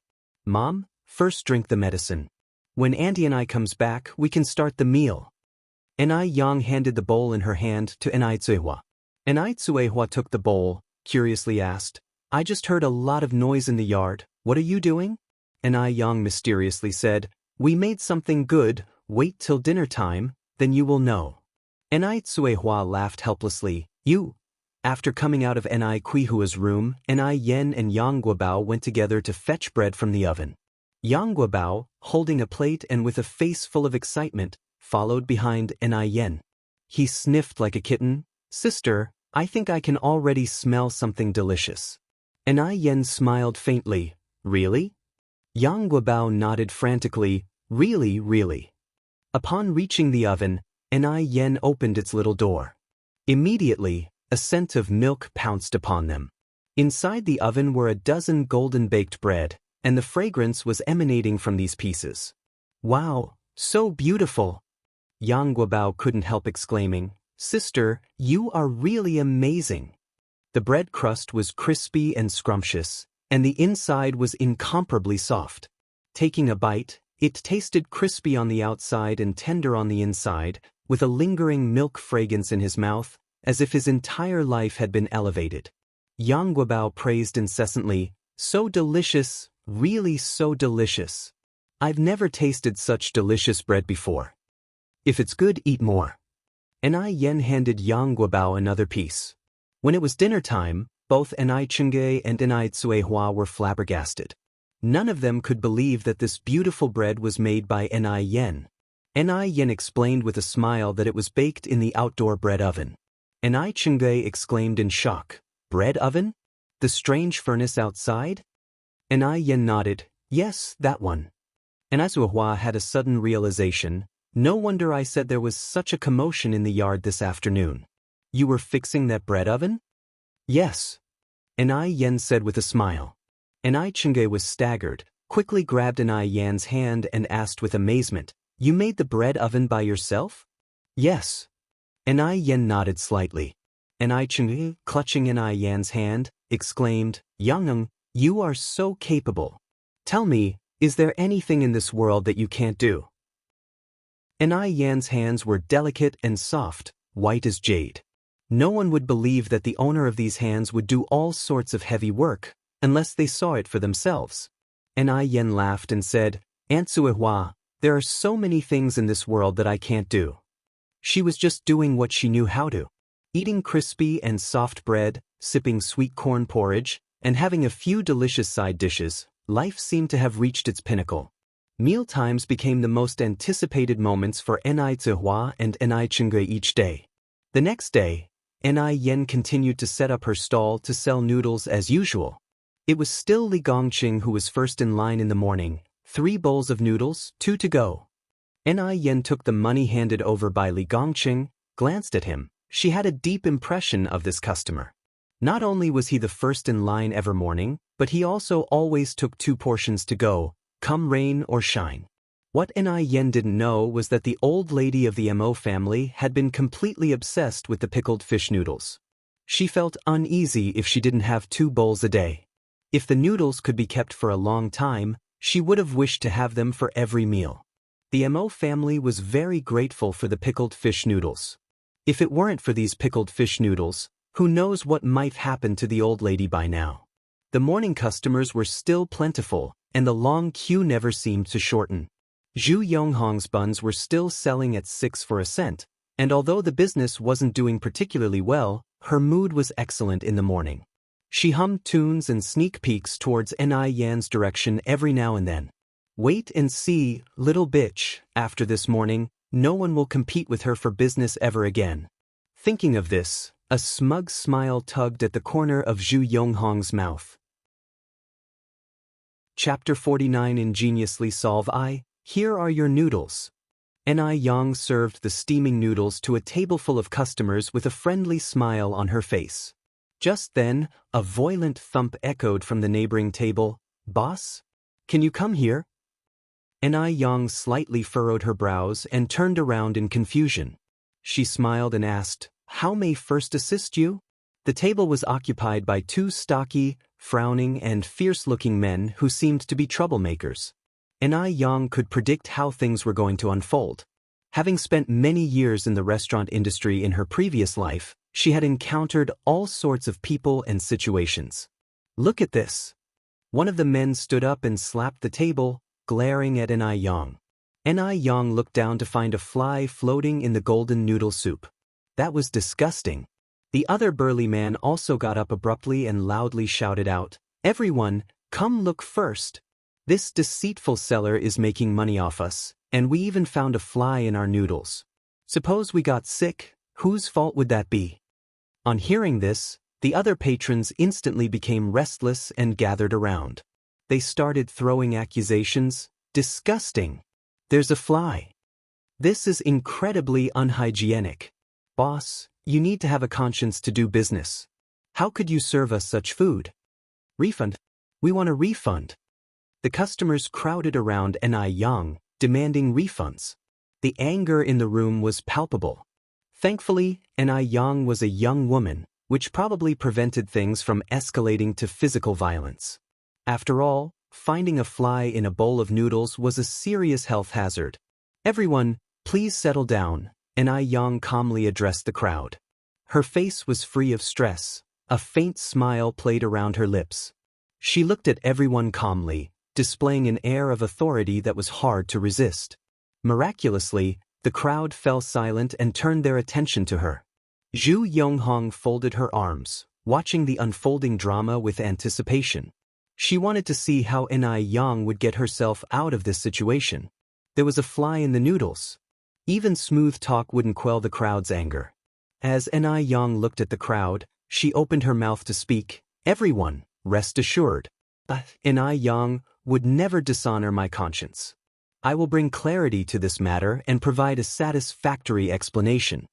One of the stocky men walked out and said sarcastically, "You've never dishonored your conscience? Your words sound even better than singing.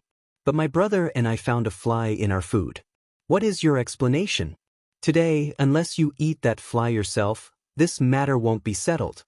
Thus, we insist that this deceitful seller eats the fly herself." Voices from the crowd echoed. "Eat it up! Eat it up!" Others chimed in fervently. Watching all this, Zhu Yonghong's smirk deepened. "Despicable woman, you're finally getting your dues. You won't be so arrogant now." Enai Yang seemed unfazed. She casually raised her hands in a manner that exhibited great authority, immediately bringing quiet to the crowd once more.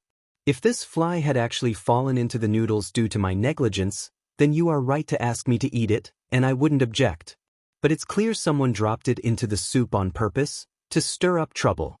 I Yang am not a pushover." Her tone was light but decisive, cutting convincingly into every ear present. With just one sentence, she captured the heart of the matter. The crowd exchanged perplexed looks. Wasn't it strange? They had been eating Enai Yang's noodles for a long time. Nobody had ever found a fly or even a single hair in their bowls. How come only these two men had found a fly? With that in mind, they all turned their gaze on the two stout men. The men's eyes flickered with disbelief. They had not expected Enai Yang to respond so calmly and then to bring up such a point. In their eyes, Enai Yang was just a naive young woman, pretty but not particularly special. They thought she'd get flustered in such a situation. Rather, Enai Yang was more composed than one would expect of an adult. This was indeed strange. They had done similar things to other vendors. Most had chosen to keep the peace, secretly giving them money and begging them not to make a scene. Why hadn't it worked on Enai Yang? No, they had to tarnish Enai Yang's reputation today, or they would lose face. Resolute, one of the men angrily glared at Enai Yang. "Are you accusing us of deliberately bringing the fly to frame you? Isn't it?" Enai Yang replied, her eyebrows twitching defiantly. This incensed the other man, who immediately fumed, "What a load of bullshit. Why the hell would I frame you? If you don't explain yourself today, it'll wreck your stall. You won't be able to conduct business again in your life." Enai Yang gently rested her hand on the table. As if by magic, the man wasn't able to move the table an inch, regardless of how hard he tried. The burly man glanced at Enai Yang and nervously swallowed, perplexed. Did such a skinny young woman possess such strength? Was it an illusion? Enai Yang stood her ground, one hand resting on the table while the other picked up a pair of chopsticks. She squashed the fly in the broth and addressed the crowd. "Everyone watch closely. This is an intact fly. If it had fallen into the noodles while I was cooking, it would have been boiled to mush by now. Its body wouldn't have remained so intact. Also, the fly's wings are dry and haven't touched the soup. This means someone must have recently dropped it into the bowl. If you don't believe me, you're welcome to inspect it yourself to see if what I've said makes sense." Enai Yang spoke logically and convincingly, leaving no room for doubt. Upon hearing her, the crowd huddled around Enai Yang, murmuring among themselves. "The boss is right, the back of the fly is indeed dry. She makes sense, she makes sense. I'm sorry, boss, my earlier words might have been a bit harsh. It's all because of those two. If they hadn't caused trouble, we wouldn't have acted so." You're tuning in to the Wandering Hero YouTube channel. Don't forget to subscribe and join us on this journey to catch the most captivating stories.